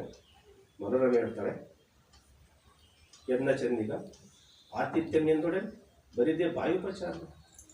ಸಾವಿರಾರು ಸಂಖ್ಯೆಯ ಹೊಂದಿರತಕ್ಕಂಥ ಸೈನಿಕರಿಗೆ ಒಬ್ಬ ಋಷಿಮುನಿ ಸಂತೈಸ್ತ ಅವರಿಗೆ ಆತಿಥ್ಯ ಮಾಡಿದ ಎಂದು ಹೇಳಿದರೆ ನಾವು 3-4 ಜನ ಬಂದರೆ ಗಂಟೆ ತೆಗೆದುಕೊಳ್ತೀವಿ. ಸ್ವಲ್ಪ ವ್ಯತ್ಯಾಸ ಆಗುತ್ತೆ ಆ ದಿನದಲ್ಲಿ. ಅಂಥದ್ರಲ್ಲಿ ಸಾವಿರಾರು ಸಂಖ್ಯೆ ಬಂದಿರತಕ್ಕಂಥ ಸೈನಿಕರಿಗೆ ಅವರಿಗೆಲ್ಲರಿಗೂ ಸಹ ಆತಿಥ್ಯವನ್ನು ಮಾಡಿದರು ಅಂದರೆ ಅವರಿಗೆ ಆಶ್ಚರ್ಯ ಆಗಿ ಕೇಳ್ತಾರೆ, ಏನು ವಾಯುಪಚಾರದ ಮಾತೇ ಹೇಳ್ತಿದ್ರು ನೀವು ಅಂತೇಳಿ. ಉದ್ದಾನೆ ಹೇಳ್ತಾನೆ, ಹೌದು ಅಲ್ಲ ವಾಯುಪಚಾರ ಮತ್ತು ಇದು ಬರೀ ಮಾತಿನಲ್ಲಿ ಅವನು ಸತ್ಕರಿಸಲಿಲ್ಲ. ಏನು ಮಾಡಿದ, ಬಂದರಿಗೆ ಕೈಗಂ ಕಾಲ್ಗಂ ನೀರಿಟ್ಟು ಕೊಳ್ಳಿರಿಸಿ ಸವಿಗೂಳನ್ನೆಕ್ಕಿ. ಬಂದ ತಕ್ಷಣ ನಾವು ಈಗಲೂ ಉಪಚಾರ ಮಾಡ್ತೀವಿ, ನೀರನ್ನು ಕೊಡ್ತಾರೆ ಕೈ ಕಾಲಕ್ಕೆ, ಕೈ ಹಿಡಿದು ಒಳ ಕರ್ಕೊಂಡು ಹೋಗೋದಂತೆ, ಕೂರಿಸಿರಂತೆ. ಸವಿಗೂಳನ್ನು ನಿಕ್ಕಿ, ಕೂಳು ಅಂದರೆ ಊಟ, ಸವಿಗೂಳು ಅಂತ ಹೇಳ್ತಾನೆ ಕೈ. ರುಚಿಯಾದ ಅಡುಗೆಯನ್ನು ಅವರಿಗೆ ಬಡಿಸಿರಂತೆ. ಹೂವಿಂ ಶೃಂಗರಿಸಿ, ಅವರನ್ನು ಶೃಂಗರಿಸಿರಂತೆ. ಆ ಒಂದು ಸಂಪ್ರದಾಯ ಇತ್ತು ಅನ್ಸುತ್ತೆ, ಮಾಲೆ ಹಾಕಿರಂತೆ, ಶೃಂಗರಿಸಿರೋದು.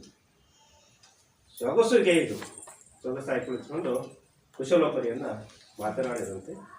ಈ ರೀತಿಯಾಗಿ ಕವಿ ಮನ್ನಿಪುದು ಈ ರೀತಿ ಸತ್ಕರಿಸಿದ ಅಂತೆ. ಇದು ಮನೋರನಿಗೆ ಕೇಳ್ತಾ ಇದ್ರೆ ಅವರಿಗೆ ಕಸಿವಿಸಿ ಆಗ್ತಾ ಇದೆ. ಅಂತಿಪ್ಪುದುಂ ಶತ್ರುಘ್ನ ಸಾಯಿರ ಸಾಯಿರ ಲೆಕ್ಕದಿಂದ ವಿರಿದು ಪಡೆಗರಣ್ಯಕಂ ಕುಳ್ನೀರಿತ್ತು ಸುಮ್ಮನಿಸಿದನೆ ಅಂತೆ. ಒಂದಂತ ಎಲ್ಲ ಸಾವಿರ ಸಂಖ್ಯೆಯ ಸೈನಿಕರಿಗೆ ಎಲ್ಲ ನೀವೆಲ್ಲ ಊಟವನ್ನು ಇಟ್ಟು ಸತ್ಕರಿಸಿದರೆ ಅವನು ಹೇಗೆ ಸಾಧ್ಯ ತೃಪ್ತಿಪಡಿಸಲು ಸಾಧ್ಯವಾಗುತ್ತೋ ಅಂತೇಳಿ ಕೇಳು. ಪುಣ್ಯ ಆಶ್ರಮ ಅಂತಂದರೆ ನಿರ್ಜನವಾದ ಪ್ರದೇಶ, ಬಹುದೂರದ ಇರ್ತಕ್ಕಂಥ ಪ್ರದೇಶ, ಎಲ್ಲ ಸೌಲಭ್ಯದಿಂದ ದೂರ ಇರ್ತಕ್ಕಂಥ ಪ್ರದೇಶದಲ್ಲಿ ಮುನಿಗಳು ವಾಸ ಮಾಡ್ತಾ ಇದ್ದರು. ಅವರೇನು ಗೆಡ್ಡ ಗಿಣಸ ಎಲ್ಲ ತಿಂದು ಎಲೆ ಮೇವು ತಿಂದು ಬದುಕ್ತಾ ಇದ್ದರು. ಸೈನಿಕರಿಗೆ ಅದು ಕೊಡ್ಲಿಕ್ಕಾಗುತ್ತಾ? ಹೌದು, ಆಶ್ಚರ್ಯ ಅವರಿಗೆ. ಅಂತಿಪ್ಪದು ಶತ್ರುವನ ಸಾಯಿರ ಹೇಳ್ತಾನೆ. ಮುದ್ದಣ ಅಪ್ಪದಪ್ಪದು ಹರಿಬ್ರಹ್ಮಂ ಯಥೇಚ್ಛಂ ಮೃಷ್ಟಾನ್ನಂ ಭೋಜನೆ ತೊಡಸಿದವು. ನೋಡು, ಅಪ್ಪದಪ್ಪದು ಅಂತಾನೆ. ಈಗ ನಾವು ಸುಮ್ಮವಾಗಿ ಹೌದು ಅಂತೀವಿ. ಹೌದೌದು. ಹರಿಬ್ರಹ್ಮಂ ಇಲ್ಲ, ಸಾಕಷ್ಟು ಯಥೇಚ್ಛ ಮೃಷ್ಟಾನ್ನ ಭೋಜನ ಅಂದರೆ ವಿಶೇಷವಾಗಿ ಮಾಡ್ತೇವೆ. ರುಚಿಯಾದ ಶುಚಿಯಾದ ಒಳ್ಳೊಳ್ಳೆ ಅಡುಗೆ ಮಾಡ್ತೇವೆ, ಅದು ಮೃಷ್ಟಾನ್ನ ಭೋಜನ. ಹಬ್ಬದ ಅಡುಗೆ ಮಾಡ್ತೇವೆ. ಆ ರೀತಿಯಾಗಿ ಅವರು ಬಂದವರಿಗೆ ಸಾವಿರ ಸೈನಿಕರಿಗೆ ತಕ್ಷಣವೇ ಉಪಚಾರ ಮಾಡಿದ ಅಂತೇಳಿ. ನನಗಿದು ಆಶ್ಚರ್ಯ, ನನಗಿದು ಭಾಳ ಆಶ್ಚರ್ಯ ಉಂಟು ಮಾಡ್ತಾ ಇದೆ. ಎಂತುಟ ಅಂತ ಇದು ಹೇಗೆ ಸಾಧ್ಯವಾಯಿತು? ಏಕೆಂದರೆ ಕಾಡಿನಲ್ಲಿರ್ತಕ್ಕ ಮುನಿಗಳಿಗೆ ಹೇಗೆ ಸಾಧ್ಯವಾಯಿತು ಅಂತ ಅವರಿಗೆ ಸಹಜವಾದ ಒಂದು ಅನುಮಾನ ಬರುತ್ತೆ. ಸಹಜವಾಗಿ ಎಲ್ಲರಿಗೂ ಬಂದ ಮುದ್ದಣ ಹೇಳ್ತಾರೆ, ಏಂ ಮುನಿಗಳೊಂದು ಜಪದ ತಪದ ಮಂತ್ರದ ಬಲ್ಮೆ ಏಂ ಕೇಳಿದೆ ಒಂದು ಮತ್ತೆ ಇನ್ನೇನು. ಮುನಿಗಳಿಗೆ ಅವರು ಜಪ ಮಾಡ್ತಾರೆ, ತಪ ಮಾಡ್ತಾರೆ. ಆ ಜಪದ ತಪದ ಮಹಿಮೆಯಿಂದ ಅವರು ಸಾಕಷ್ಟು ಮಂತ್ರಗಳನ್ನು ಕಲಿತಾ ಇರ್ತಾರೆ. ಅದರಿಂದ ಇದು ಸಾಧ್ಯವಾಗಿದೆ ಅಂದ. ಅದರೊಳಗೆ ಬೇಡಿ ದ್ರವ್ಯವನ್ನು ಕೊಡಲು ಹೇಗೆ ಸಾಧ್ಯವಾಯಿತು ಅಂತ ಹೇಳ್ತಾರೆ. ಮಂತುಟೇಂ ಘನ ಯಾವುದೋ ಮಂತ್ರ ಜಪ ಗೊತ್ತಿದೆಯಲ್ಲ, ಹಾಗಾದ್ರೆ ಮಂತ್ರ ಯಾವುದೋ ಅಂತ ಕೇಳ್ತಾರೆ ಈಗ. ಯಾಕಂದರೆ ನಾವು ಯಾರು ನೆಂಟು ಬಂದ ತಕ್ಷಣ ಮಂತ್ರ ಗೊತ್ತಿದ್ದಾರೆ ಬೇಗನೆ ಉಚ್ಚರಿಸ್ಬೋದಲ್ಲ, ಕಷ್ಟ ತಪ್ಪುತ್ತೆ. ಮಂತ್ರ ಗೊತ್ತಿದ್ದಾರೆ, ಇಂತೆಲ್ಲ ಮಂತ್ರ ಹಾಕಿರ್ತಾರೆ, ಶಿವ ಮಂತ್ರ ಹಾಕಿ ಗೊತ್ತಿರ್ತಾರೆ. ಕೆಲವು ಮುನಿಗಳು ಮಾಡ್ತಾರೆ, ಬಾಬಾಗಳು ಮಾಡ್ತಾರಲ್ಲ, ಬರೀ ಈಗ ಸೃಷ್ಟಿಯಿಂದ ಅವರು ಮಾಡ್ತಾರೆ. ಸಾರಥ ಮಾಡ್ತೀವಿ ಅಂತ ತುಂಬ ಚರ್ಚೆಯಲ್ಲಿದೆ. ಒಂದು ಟೈಮ್ ಗನ ಯಾವುದೋ ಮಂತ್ರ ಬಂದು, ಅದು ಯಾವ ಮಂತ್ರ ಅಂತಂದರೆ ಅಂತ ಘನವಾದ ಮಂತ್ರ ಯಾವುದು ಒಂದು ಮುದ್ದಣ ಯಾವುದೆಂದರೆ ಏಕಾಕ್ಷರಿ, ದ್ಯಕ್ಷರಿ, ತ್ರಿಕ್ಷರಿ, ಪಂಚಾಕ್ಷರಿ, ಷಡಾಕ್ಷರಿ, ಚತುರಾಕ್ಷರಿ ಮಂತ್ರ ಯಾವುದೇ ಅಂದರೆ ಒಂದು ಅಕ್ಷರದ ಮಂತ್ರ ಇದೆ, 2 ಅಕ್ಷರದ ಮಂತ್ರ ಇದೆ, 3 ಅಕ್ಷರದ ಮಂತ್ರ, 4 ಅಕ್ಷರದ ಮಂತ್ರ ಇದೆ, 5 ಅಕ್ಷರದ ಮಂತ್ರ ಇದೆ. ಅವನು ಹೇಳ್ತಾ ಇಲ್ಲ ಅವನು, ಯಾಕೆಂದರೆ ಅವಳಿಂದ ಮಾತಾಡಬೇಕಾಗಿದೆ, ಅವಳಿಗೆ ಸಮಾಧಾನ ಮಾಡಬೇಕಾಗಿದೆ. ಬೇಸರ ಬಂದವಳಿಗೆ ಆ ಬೇಸರ ನೀಗಿಸ್ಬೇಕಾಗಿದೆ. ನೇರ ಹೇಳೋದು ಯಾರು ಬುದ್ಧಿವಂತರು ಯಾವುದೇ ವಿಚಾರ ನೇರ ಹೇಳೋದಿಲ್ಲ. ಇದೇ ತರ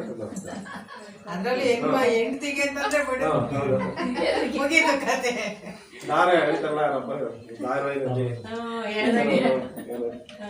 ಯಾವ್ದು ಏನು ವಿದ್ಯಾರ್ಥಿ ಕೇಳಿಸಿ ಹೊಳಿತಾರೆ, ಕುತೂಹಲ ಹೇಳ್ತಾರೆ ಅಂದ್ರೆ ಅರ್ಧ ಗಂಟೆಗೆ ಹೇಳ್ತಾನೆ.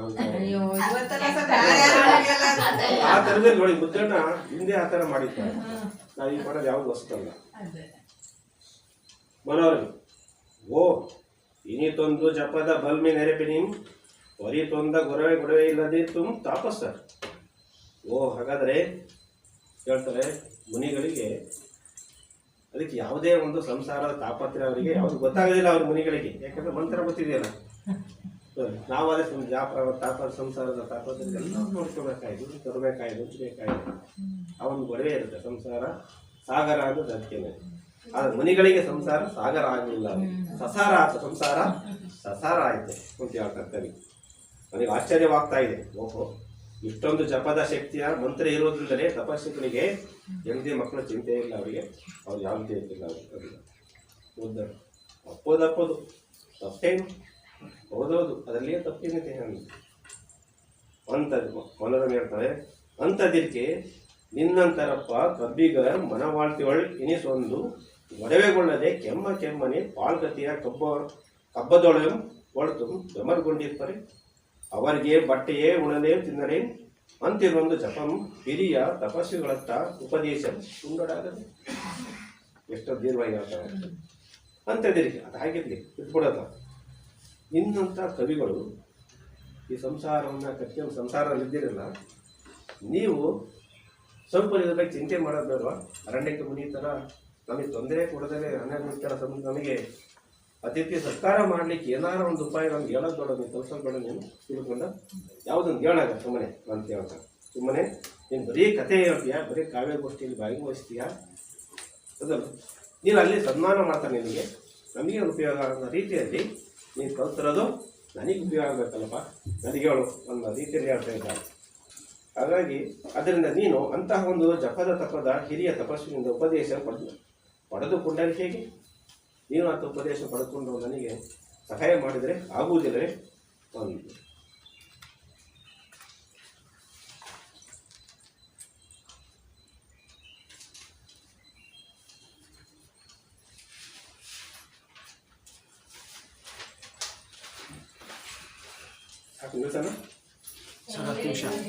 ನೀವು ಹೇಳಿ 10 ನಿಮಿಷ ಮಾಡಿ ಸರ್. ಮುದ್ದಣ ಒಳಗೆ ಅವನಿಗೆ ಮಾತು ಕೇಳಿ ಒಳಗೊಳಗೆ ನಗಿ ಬರ್ತಾ ಇತ್ತು. ಎಷ್ಟೊಂದು ಜಾಣೆ ನೀನು, ಎಷ್ಟೊಂದು ಬೇಗ ಇದನ್ನ ಬರ್ಕೊಳ್ಳಿಕ್ಕೆ ಪ್ರಯತ್ನ ಪಡ್ತೀಯ, ಆ ಥರ ಜಾಸ್ತಿ ಅಂತ ಮುಗೊಳಗೆ ಕಂಡದ್ದೀಗೆ ಬೇಕು ಮತ್ತು ಹೊಡಿದ್ದೀಗೆ ಬೇಕು ಅಂತ ಸ್ವಲ್ಪ ಆಸೆ. ಏನು ಒಂದು ಎಮ್ಮವರೊಂದು ಇರಕ್ಕೆ ಯಾದಗುವ ಆ ಎಮ್ಮನ್ನರಪ್ಪ ಕಬ್ಬಿಗರಿಗೆ ಹೊರಟಿ ತಮ್ಮೊಂದು ನುಡಿಯ ಬಲ್ತಿಂ ಮೂಜಗಮಂ ಅಳಿಯಿಸುವ ಪೊಗಳುವ ತೆಗಳುವ ಕುಳಾಳುವ ತಾಳುವ ತೋಳುವ ಕೂಳುವ ಪೇಳುವ ಬಾಳುವ ಸಿಂಗರದ ಸಣ್ಣ ಕಬ್ಬಿಗರ ಮೇಂ ಅರಿತುಂ ನೀನು ಅರಿಯಾಯಿ ಅಂದ. ತಾಳುವ ಕೂಳುವ ಬಾಳುವ ಎಲ್ಲ ಮಾತುಗಳನ್ನು ಬಳಸ್ತಾ ನೋಡಿದ್ದೇವೆ. ಮುಗಳಿಗೆ ಬೀರುತ್ತಾ ಹೇಳ್ತಾನೆ, ಎಮ್ಮವರೊಂದಿರಕ್ಕೆ ನಮ್ಮಂಥ ರೀತಿಯ ನೀನು ಒಂದ್ಸರಿ ಗೇಲಿ ಮಾಡ್ತೀವಿ, ಅದು ನಗ್ತಿದೆಯೇ ಗೊತ್ತಿಲ್ಲ, ಆದರೆ ಸಹಜವಾಗಿ ಇದೆ. ನನ್ನಂಥ ಕವಿಗಳಿಗೆ ಇದು ಕೊರತೆ ಇಲ್ಲ. ಆದರೆ 3 ಜಗತ್ತನ್ನು ನಾಶ ಮಾಡ್ತಕ್ಕಂಥ ಹೊಗಳುವ ತೆಗಳುವ ಕೊಂಡಾಡುವ ಆಳುವ ಅನುಭವಿಸುವಂಥ ನಾಶ ಮಾಡುವಂಥ ಊದು ಬಿಡುವಂಥ ಆಜ್ಞೆ ಮಾಡುವಂಥ ಬಾಳುವಂಥ ಶೃಂಗಾರವಾದ ಕವಿಗಳು ನಮ್ಮಲ್ಲಿ ಇನ್ನೂ ಇದ್ದಾರೆ ಅಂತೇಳಿ ಹೇಳ್ತಾರೆ. ಮನರು ಬಿಸುವಂದಗೊಂಡ ನಿಮ್ಮವರ್ಗಂತಿದೆ ಮಂತ್ರಂ ಸಿದ್ಧಿರ್ಕುಮೆ. ಅವಳು ಬಿಸವಂದಗೊಂಡ ಅಂದರೆ ವಿಸ್ಮಯಗೊಂಡಂತೆ. ನಿಮ್ಮವರ್ಗಂತಿರೆ ಅಂದರೆ ನಿಮ್ಮವರಿಗೆ ಸಿದ್ಧಿ ಮಾಡಿಕೊಳ್ಳಲು ಮಂತ್ರ ಅದು ಗೊತ್ತೇ, ಹಾಗಾದರೆ ಅದನ್ನು ನೀನು ಏಕೆ ಇನ್ನೂ ತಡೀತಾ ಇದೆಯಾ? ಅದನ್ನ ಯಾಕೆ ನನಗೆ ಹೇಳಿ ನೀನು ಸಹಾಯವನ್ನು ಮಾಡ್ತಾ ಇಲ್ಲ ಅಂತ ಮೊದಲನೇ ತಡೆಯನ್ನು ಹೇಳಿಕೆ, ಅದಕ್ಕೆ ತಡೆಯಲೇ ಹೇಳಲಿಕ್ಕೆ ಈಗಲೇ ನಿಮ್ಮಲ್ಲಿ ಹೇಳ್ತೀನಿ ಅಂತ. ನಿನ್ನೊಳಂಬಳವೇ ನಿನ್ನಲ್ಲಿಯೂ ಅದು ಆ ಶಕ್ತಿಯನ್ನು ನೀನು ಪಡ್ಕೊಳ್ಬೋದು. ನಾನು ಮಂತ್ರವನ್ನು ಆನಂತರ ಹೇಳ್ತೀನಿ ಅಂತ ಇನ್ನು ಹೇಳ್ತಾ ಇಲ್ಲ.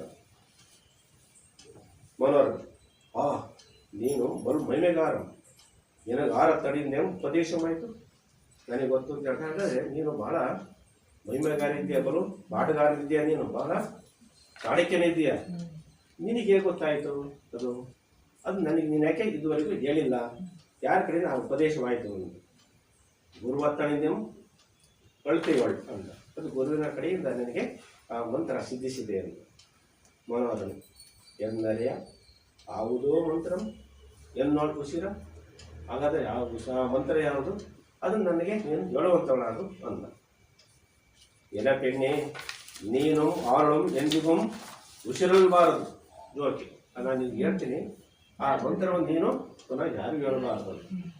ಪುನಃ ಎಲ್ಲರಿಗೂ ಗೊತ್ತಾದ ಆ ಒಂದು ಆತಿಥ್ಯಕ್ಕೆ ಅದಕ್ಕೆ ಮಂತ್ರಕ್ಕೆ ಬೆಲೆ ಇಲ್ದಂಗೆ ಆಗುತ್ತೆ. ಒಂದು ಮಾತು ಅವರು ಮಂತ್ರಶಕ್ತಿ, ಹೌದು ಮಂತ್ರಶಕ್ತಿ ಅವರು ಹೇಳ್ಬಾರ್ದು. ಅವ್ರಿಗೆ ಎಲೆ ಪೆಣ್ಣೆ ಅಂದ, ಎಲೆ ಹೆಂಗಸೆ ನೀನು ಆರೋಂ ಎಂದಿಗೂ ಮುಸಿರಬಾರದು, ನೀನು ಯಾರಿಗೂ ಎಂದಿಗೂ ನೀನು ಹೇಳ ಮುಸಿರಬಾರ್ದು, ಹೇಳ್ಬಾರ್ದು. ಜೋಕೆ ಅಂತಾನೆ ಹುಷಾರ್ ಅಂತ ಅವರು ಆ ಪದ ಬಳಕೆ ತೋರಿಸುತ್ತೆ. ಅವರು ಈಗ ಜಾಸ್ತಿ ಬಳಕೆ, ಈಗ ಅದೇ ಜಾಸ್ತಿ ಇವೆಲ್ಲ ಇಲ್ಲ. ಬೇರೆ ನಾನು ಒಂದು ಭಾಗ ತಾಂಡಿದ್ದೆ, ಒಂದೇ ಭಾಗ ಬೇರೆಯಲ್ಲಿ ಚತುರಾಶ್ವಾಸ 16ನೇ ಅಧ್ಯಾಯದಲ್ಲಿ ಎಂದು ಶರಣಾಡೆ 3ನೇ ಆಶ್ವಾಸ ಎಂದೂ ಶರಣಾಡೆ ಬಂದು ಎಂದಿಗೂ ಯಾರಿಗೂ ನಾನು ಹೇಳುವುದಿಲ್ಲ. ಆದರೂ ಹೇಳ್ತಾ ಇಲ್ಲ ಅಂತೊಡೆ ಇಂತಿದು ಕೇಳಿ, ಹಾಗಾದರೆ ಅದು ಹೀಗಿದೆ ಕೇಳೋಣ. ಭವತಿ ಅಂತ ಅಷ್ಟೇ, ಭವತಿ ಅನಂತರ ಭಗವತಿ ಭಿಕ್ಷಾಂತಿ ಈಗ ಅಂತಿಲ್ಲ, ಇಲ್ಲಿ ಭಗವತಿ ಅಂದರೆ ಪೂಜ್ಯಳೆ ಅಂತ. ಪೂಜ್ಯಳೆ ಭಿಕ್ಷಾಂತಿಗೆ ಪೂಜೆ ಹೇಳ್ತೀನಿ ಅಂತ ಅಂತೇಳಿ. ಇದನ್ನ ಈಶ್ವರ ಒಮ್ಮೆ ಯಾಕೆ ಈ ಪದ ಪ್ರಚಲಿತ ಬಂತು ಅಂದರೆ, ಈಶ್ವರ ಏನು ಮಾಡ್ತಾನೆ ದ್ರಾವಿ ಅವತಾರದಲ್ಲಿ, ಭಿಕ್ಷುಕನ ಅವತಾರದಲ್ಲಿ ಅನ್ನಪೂರ್ಣೇಶ್ವರ ಹತ್ರ ಹೋಗ್ತಾನಂತೆ, ಭಿಕ್ಷೆ ಬೇಡ್ತಾನೆ. ಭಿಕ್ಷೆ ಬೇಡಕ್ಕೆ ಹೋಗ್ತಾನೆ. ಆಗ ಅವನು ಭವತಿ ಭಿಕ್ಷಾ ದೇಹಿ ಅಂತೇಳಿ ಅನ್ನಂತೆ. ಅದು ಅವನಿಂದ ಇದು ಈ ಒಂದು ಮಂತ್ರ ಹುಟ್ಟುಕೊಳ್ತೇವೆ. ಭವತಿ ಭಿಕ್ಷಾ ದೇಹಿ ಅಂದರೆ ನನಗೆ ಭಿಕ್ಷೆಯನ್ನು ಕೊಡುವಂತೇಳಿ, ಏನಾದ್ರು ಕೊಡುವಂತೆ ಆ ಮಂತ್ರ ಇದೆ ಅಂತ ಹೇಳ್ತಾರೆ. ಇಲ್ಲಿ ಭವತಿ ಅಂದರೆ ಪೂಜ್ಯಳೆ ಅಂತ ವಿಶೇಷವಾಗಿ ಬಳಕೆ ಮಾಡ್ಕೊಂಡಿದ್ದಾನೆ ಕವಿ. ಪೆರಳ ಆಡುಂ ಎಂದು ನಂಬುಗೈ ಕೊಯ್. ಭವತಿ ಎರಡೊಳು ಆಡಿನೆಂಬ ನಂಬುಗೈ ಎಂದು, ನೀನು ಬೇರೆಯವರಲ್ಲಿ ಯಾರಲ್ಲಿಯೂ ನೀನು ಹೇಳಲ್ಲ ಎಂತಕ್ಕಂಥ ನಂಬಿಕೆಯಿಂದ ನಾನು ಹೇಳ್ತೇನೆ ಅಂದ ಕೊಯ್. ಇದೆ ಹೇಳಿ ನಂಬುಗೈ ಅಂತ. ಇದೇ ನಾವೆಲ್ಲ ಪದ ಬೇಸರ ಅಂತ ಹೇಳ್ತೀವಲ್ಲ, ಇದೇ ನನಗೆ ಬೇಸರ ಆಗಲ್ಲ ನನಗೆ ಅಂತೀವಲ್ಲ, ಆ ಥರ ಮಾಡೋದು ಇದೆ ಅಷ್ಟೇ ನಿರೀಕ್ಷೆ. ಬಿಡಿ ನಂಬುಗೈ ನನ್ನ ನಂಬುವುದು ನನ್ನ ಅಂತ ಹೇಳ್ತಾರೆ. ನಿನ್ನವನೇ ಕುಲದೈವತ ಪ್ರತಿಜ್ಞೆ ಮಾಡ್ತೇವೆ, ಆಣೆ ಮಾಡ್ತೇನೆ, ನಿನ್ನ ಮೇಲೆ ಆಣೆ ಇದೆ, ಕುಲದೈವದ ಮೇಲೆ ಮನೆ ದೇವರಿಗೆ ಆಣೆ ಇದೆ. ಎಂದಿಯೂ ಕೆರವರಳು ಆರು ಎರಿಯವು, ಎಂದಿಗೂ ಯಾರಿಗೂ ನಾನು ಹೇಳುವುದಿಲ್ಲ. ಓಂ ಭಗವತಿ ಭಿಕ್ಷಾ ದೇಹಿ ನೀನೆಂತೋ ಮರಳಿಗಳ್ ಪೆರರಂ ನುಡಿಸಿರ್ದುಂ ಗುಟ್ಟಂ ಬಿಟ್ಟೊಳಂ ಎನ್ನರ್ ಬಾಳ್ ಪಾಳುಕ್ಕು. ಎಂದಾರು ಯಾರಲ್ಲಿಯೂ ನೀನು ಏನಾದ್ರು ಹೇಳಿದ್ರೆ ಅಂದರೆ ನನಗೂ ನಿನಗೂ ಸಮಾಜ ಸರಿ ಇರಲ್ಲ ಅಂತೀವಲ್ಲ ಅಂದ ನೋಡಿ. ಆ ಗುಟ್ಟ ಬಿಟ್ಕೊಟ್ರೆ ನಮ್ಮ ಬಾಳು ಹಾಳಾಗುತ್ತದೆ ಅಂದ ನೋಡಿ. ಬಾಳ್ ಪಾಳುಕ್ಕು ಅಂದ. ಬಾಳ್ ಪಾಳುಕ್ಕು ನಂದೇನಿದ್ರೆ ಅಂದರೆ ವಿರಸ ಬರುತ್ತೆ ಅಂತೀವಲ್ಲ, ಒಂದು ಅದನ್ನು ಬಾಳು ಹಾಳಾಗುತ್ತೆ ಅಂತ ಈ ಥರ ಹೇಳಿದೆ. ಮನೋರೆ ಆನೆಯ ಮೋಡಿಯ ನಾನು ನೀನೇ ದಡ್ಡಿ ತಿಳ್ಕೊಂಡಿದ್ಯಾ ಅಂತ. ಇಷ್ಟು ಜನ ಸಂಸಾರ ಮಾಡಿದ್ಯಾ, ಹಾಗಾದ್ರೆ ಒಂದು ದಡ್ಡಿ ತಿಳ್ಕೊಂಡಿದ್ಯಾ ನೀನು. ಹೋಗು ನೀನು ಹೇಳಿದ್ಮೇಲೆ ಇನ್ನೇ ಕೇಳೋಲ್ಲ. ಇಷ್ಟು ಸತಾಯಿಸ್ತೀಯಲ್ಲ, ನನ್ನ ಮೇಲಾಣೆ ಕಣ್ಣಿನ ಮೇಲಾಣೆ ಕೇಳುತ್ತೇನೆ. ಕಣ್ಣಾಣೆ ಕೇಳೋನು, ತನ್ನಾಣೆ ಕಣ್ಣಾಣೆ ಕೇಳೋನು. ಕಣ್ಣಿನ ಮೇಲೆ ಆಣೆ ಮಾಡಿರ್ತೇವೆ. ನಿನ್ನ ಆಣೆ ಅಂತ ಅವನು ಹೇಳ್ದ, ಕುಲದೇವನ ಆಣೆ ಮತ್ತೆ ಹೇಳ್ದ, ಮತ್ತೆ ಇವಳು ಹೇಳಿದ್ರೆ ಕಣ್ಣಾಣೆ ಅಂತ ಹೇಳಿದ್ವಿ. ಕಣ್ಣಿನ ಮೇಲೆ ಆಣೆ ಏನು ವಿಶೇಷ ಇರ್ಬೋದು, ಕಣ್ಣಿನ ಮೇಲೆ ಆಣೆ ಅಂತ ಹೇಳ್ತಾನೆ.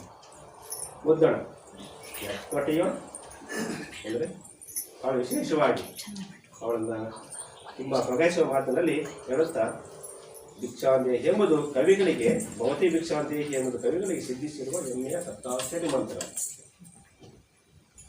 ಹೇಳಿದ ತಕ್ಷಣ ಅವಳಿಗೆ ಇಷ್ಟೊಂದು ಈ ಮಾತನ್ನು ಹೇಳಲಿಕ್ಕೆ ಸಪ್ತಾಕ್ಷರಿ ಮಂತ್ರ ಭವತಿ ಭಿಕ್ಷಾಂದೇಹಿ 7 ಅಕ್ಷರದಲ್ಲಿ ಇಷ್ಟನ್ನು ಹೇಳಕ್ಕೆ ನೀವು ಇಷ್ಟ ಸತಾಯಿಸ್ಬೇಕಲ್ಲ ಅಂತೇಳಿ ಅರಮಣಿಸಿ ಅವಳಿಗೆ ಸ್ವಲ್ಪ ಕೋಪ ಬರುತ್ತೆ.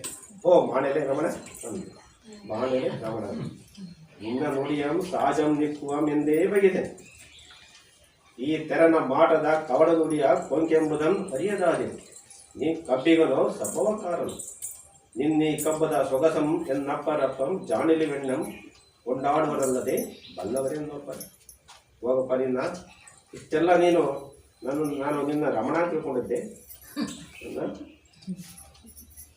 ನೀನು ಇಷ್ಟೊಂದು ನನ್ನನ್ನು ಕೊಂಡೆ ಸತಾಯಿಸ್ಬಿಟ್ಟ, ತುಂಬ ಸತಾಯಿಸ್ಬಿಟ್ಟಲ್ಲ ನೀನು, ಹೋಗು ರಾವಣ ಅಂದು. ಎಷ್ಟು ವಿಶೇಷ ಮಾತಂದರೆ ಪದೇ ಪದೇ ನೋಡಿ ರಮಣ ದೃಷ್ಟಿಯಿಂದ ನೀನು ಮಾತಾಡ್ತೀಯಲ್ಲ, ಇಷ್ಟೆಲ್ಲ ಕೇಳಿದ್ರು ನೀನು ಅಂತ ಹೇಳಿ ಸ್ವಲ್ಪ ಕೋಪನೆ ಬಂತು. ಹೋಗು ನನ್ನ ರಮಣ, ನಿನ್ನ ನುಡಿಯನ್ನು ನಾನು ಸಹಜವಾಗಿ ನೀನು ಹೇಳ್ತೀಯ ಅಂದ್ಕೊಂಡಿದ್ದೆ. ನೀನು ಈ ಥರದ ಮಾಟದ ಕುಂಕದ ಮಾತುಗಳಿಂದ ನನಗೆ ಸತಾಯಿಸ್ತೀಯ ಅಂದ್ಕೊಂಡಿಲ್ಲ. ನೀನು ಸೊಗಸುಗಾರ ಅಂದ್ಕೊಂಡಿದ್ದೆ, ಆದರೆ ನೀನು ಕವಿಯೋ ಹಾಸ್ಯಗಾರನವನು. ನಾನು ಆಸೆ ಮಾಡ್ತಿದ್ದೆ, ನೀನು ಅಲ್ಲೋಗಿ ಕಬ್ಬಿಗಾರ ಅಂತೇಳಿ ಕಬ್ಬಿಗಾರ ಕಾವ್ಯ ಬಂದವನು ಅಂತೇಳಿ ಅಲ್ಲಿ ಸನ್ಮಾನಿಸ್ಕೊಳ್ತೀನಿ. ಅದು ಇಲ್ಲಿ ನೋಡಿ ನನ್ನೊಂದು ಇಷ್ಟೊಂದು ಸತಾಯಿಸಿ ಒಂದು ಮಾತು ಭಗವತಿ ಭಿಕ್ಷಾ ಅಂತ ಹೇಳಕ್ಕೆ ಇಷ್ಟೆಲ್ಲ ಸಮಯ ತಗೊಂಡು ನನ್ನನ್ನು ಹಾಸ್ಯ ಮಾಡ್ತಿದ್ಯಾ, ಪರಿಹಾಸ ಮಾಡ್ತಿದ್ಯಲ್ಲ. ಆದರೂ ಸಿಟ್ಟಿನಲ್ಲಿ ರಮಣ ಅಂತಲೇ ಅಂತಾರೆ, ಬೇರೆ ಮಾತು ಬಳಸಲ್ಲ ನೋಡಿ. ಬೇರೆ ಬಳಸ್ತಿದ್ರೆ ಬೇರೆ ಮಾತು ರಮಣ ಅಂತಲೇ ಅಂತಾರೆ. ಅಷ್ಟೊಂದು ಅಗಾಧವಾದ ಒಂದು ಗಂಟೆ ಹೇಳ್ತಿದ್ದೀವಿ. ನನ್ನೊಂದು ಜೊತೆ ಇತ್ತು ನಿಜವಾದ ಒಂದು ಗಂಡ ಹೆಂಡತಿಯ ಒಂದು ವಾತ್ಸಲ್ಯ ಇದೆ, ಪ್ರೀತಿಯ ಜೊತೆಗೆ ವಾತ್ಸಲ್ಯ. ಪ್ರೀತಿ ಮಾಡೋದೇ ಬೇರೆ, ವಾತ್ಸಲ್ಯ ಮಾಡೋದು ಗಂಡಿನ ಹೆಸರು ಕರಿಬಾರ್ದು. ಅಂತಿದೆಯಾ ಅವನು ಈಗ ಹೆಸರೇ ಕರೀತಾನೆ,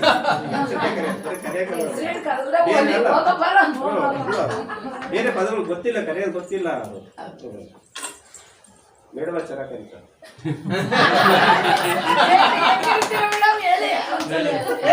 ಏನಂತ ಕರೀತಾರೆ ಅಂತ ಚೆನ್ನಾಗಿ ವಿಷಯ ಕರೀತಾರೆ.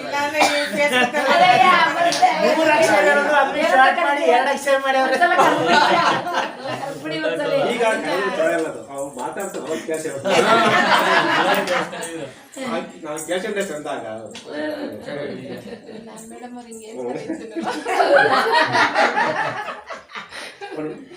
ಈ ರೀತಿಯಲ್ಲಿ ನೀನು ಮಾಟದ ಕೊಂಕು ನುಡಿಯನ್ನು ಆಡ್ತೀಯ ಅನ್ಕೊಂಡಿರಲಿಲ್ಲ. ಇಷ್ಟು ಮಾತಾಡೋಕ್ಕೆ ಇಷ್ಟ ಸಮಯ ತಾನು ಕಾವ್ಯದ ಸೊಬಗನ್ನ ಬಲ್ಲವ ನೀನು, ನಮ್ಮಂಥವರಿಗೆ ಏನು ಗೊತ್ತಿಲ್ಲದ ಇಷ್ಟ ಸತಾಯಿಸ ನೀನು ಅಂಥೇಳಿ ಅವಳಿಗೆ ಬೇಸರ ಆದರೂ ಅವಳು ಅವನ್ನ ಬೇರೆ ಥರ ಹೇಳೋದೇ ಮಾತಾಡೋದಿಲ್ಲ. ಸಾಲ್ಗೊಮ್ಮೆ ಈ ಪರ್ಯಾಸಂ, ಸಾಕು ಮಾಡಿ ಇಷ್ಟೊಂದು ಆಸೆ ಮಾಡ್ತಿದ್ದೀರ, ಸಾಕು ಮಾಡ ಸಾಕು ಅನ್ನುವಂತಂದ ಮುದ್ದಣ್ಣ. ಈ ರೀತಿಯಾಗಿ ಮುದ್ದಣ್ಣ ಅಸಮಯದ ಒಂದು ಕಥೆಯನ್ನು ಮನೋರಮೆಗೆ ಹೇಳ್ತಾ ಹೋಗ್ತಾನೆ. ಇನ್ನು ಮುಂದೆ ಇನ್ನೂ ಮಾತಿದೆ, ಅದು ಇನ್ನೂ ಮುಂದೆ ಸ್ವಲ್ಪ ಗಮನಿಸಿದರೆ ಒಳ್ಳೆಯದು ಸೂಕ್ತ. ಸಾಕು ಇಷ್ಟ ಸಮಯವನ್ನು ಕೊಟ್ಟಿದ್ದಕ್ಕಾಗಿ ನಮಗೆ ನಾನು ಅತ್ಯಂತ ಹಾಗೂ ಅವಕಾಶ ಕೊಟ್ಟಿದ್ದಕ್ಕಾಗಿ ಈ ಒಂದು ಸಾರ್ವಜನಿಕ ಸಾಹಿತ್ಯದ ಬಾಧ್ಯತೆ ಮಾಸದ ನೆನಪಿಗೆ ಒಳ್ಳೆ ಹೆಸರಿಟ್ಟಿದ್ದಾರೆ. ಯಾಕೆ ಹೆಸರು ಬಂದಿಲ್ಲ ಗೊತ್ತಾ, ಕಲ್ಪನೆ ಮಾಡಿಕೊಳ್ಳೋಕ್ಕಾಗ್ತಿಲ್ಲ. ರವಿ ಕನ್ನಡ ಕವಿಕನ್ನ ಅಂತ ನಾವು ಏನೆಲ್ಲ ಬರಿತೀವಿ, ಆದರೆ ಈ ಸಾಹಿತ್ಯ ಬಳಗದ ಇದನ್ನ ಏನು ಮರೆಯಬಾರದು ಅಂತ ಇಟ್ಟರೆ ಏನೋ ಇಟ್ಟಿದ್ದಾರೆ. ತುಂಬ ಸೂಚ್ಯವಾದ ಒಂದು ಹೆಸರು. ಜೊತೆಗೆ ಬಹಳಷ್ಟು ಜನ ಇಲ್ಲಿ ವಿಚಾರ ಗೊತ್ತಾಗ ಕರೆಯದೇ ಬರತಕ್ಕಂಥದ್ದು ಇದು ಆಸಕ್ತಿ. ಕರೆಸನ್ ಬರೋದು ದೊಡ್ಡದಲ್ಲ, ಇಂಥ ಸಾಹಿತ್ಯ ಆಸಕ್ತರಿಗೆ ಕರೆಯದೇ ಬಂದರೆ ಭಾಳ ಇದು ಅರ್ಥಗರ್ಭಿತವಾದ ಕಾರ್ಯಕ್ರಮ ಆಗುತ್ತೆ. ನೋಡಿ, ಆರಂಭದಲ್ಲಿ ಯಾವುದೇ ಒಂದು ಕಾರ್ಯಗಳು ಆಗಬೇಕಾದ್ರೆ ಈ ಗಾಂಧೀಜಿಯವರು ಉತ್ತರ ದಂಡಿ ಸತ್ಯಾಗ್ರಹ ಮಾಡಬೇಕಾದ್ರೆ ಆರಂಭದಲ್ಲಿ 16 ಜನ ಇದ್ದರಂತೆ. ಆರಂಭ ಆನಂತರ 16,000 15 ಲಕ್ಷದಷ್ಟು ಆಯ್ತಲ್ಲ. ಆ ರೀತಿಯಾಗಿ ಆಗ್ತಾ ಹೋಗುತ್ತೆ ಈ ಕಾರ್ಯಕ್ರಮ. ಆ ರೀತಿಯಾಗಿ ಈ ಮಾಸದ ಕಾರ್ಯಕ್ರಮ ಪ್ರತಿ ವರ್ಷವೂ ಮಾಸದಂತೆ ಈ ರೀತಿಯಾಗಿ ನಡೆದುಕೊಂಡು ಹೋಗ್ರಿ. ಈ ಸುಮ್ಮನೆ ಕರೆದ ಅವಕಾಶ ಮಾಡ್ತಕ್ಕಂಥ ಒಂದು ಇದು ಮಾತಾಡ್ತೀವಿ, ಎಲ್ಲ ಮಾತಾಡ್ತೀವಿ, ಆದರೆ ಸಾಹಿತ್ಯಿಕವಾಗಿ ಸೇರಿದಾಗ ನಾವು ಮಾತುಗಳೇ ಬದಲಾವಣೆ ಆಗ್ತವೆ. ಸಹಜವಾದ ಮಾತುಗಳು, ಅಸಹಜವಾದ ಮಾತುಗಳು ಅಲ್ಲ. ಇಲ್ಲಿ ತಮ್ಮ ಭಾವನಾತ್ಮಕವಾಗಿರ್ತಕ್ಕಂಥ ಅಂತರಾಳದ ಒಂದು ನಮ್ಮ ಮನಸ್ಸಿನ ಮನಪೂರ್ವಕವಾದ ಪ್ರತಿಭಾ ಒಂದು ವಂತಿಕೆಯ ಮಾತುಗಳು ಬರ್ತಾ ಹೋಗ್ತವೆ. ನಮಗೂ ತರಬೇಡಿ, ನಮಗೆ ಅವಕಾಶ, ನಾವು ಊರು ದೂರ ಇರೋದು, ಕಾಡು ಹತ್ತಿರಗಳಿರೋದು, ಇಂಥ ಮಕ್ಕಳಿಗೆ ಬೇಕಾಗಿತ್ತು. ಎಷ್ಟು ಸೊಗಸಾಗಿ ತುಂಬ ಚೆನ್ನಾಗಿ ಅವಳು ಮಾತಾಡಿದ್ದು. ಇದು ಈಗಲೇ ಬಂದರೆ ಅದು ಮುಂದಿನ ಒಂದು ಅವಳ ಭವಿಷ್ಯದ ಒಂದು ರೂಪ ಹೇಗೆ ಆಗುತ್ತೆ ಬಹುಶಃ ಅವರು ಅಂಥ ಮಕ್ಕಳಿಗೆ ಭವಿಷ್ಯ ಉದ್ಯೋಗ ಆಗಲಿ. ನಮಗೆಲ್ಲರೂ ನನ್ನ ಸಾಷ್ಟಾಂಗ ನಮಸ್ಕಾರವನ್ನು ಸಮರ್ಪಣೆ ಮಾಡ್ತಾ ಸುಂದರ ಮಾತನ್ನು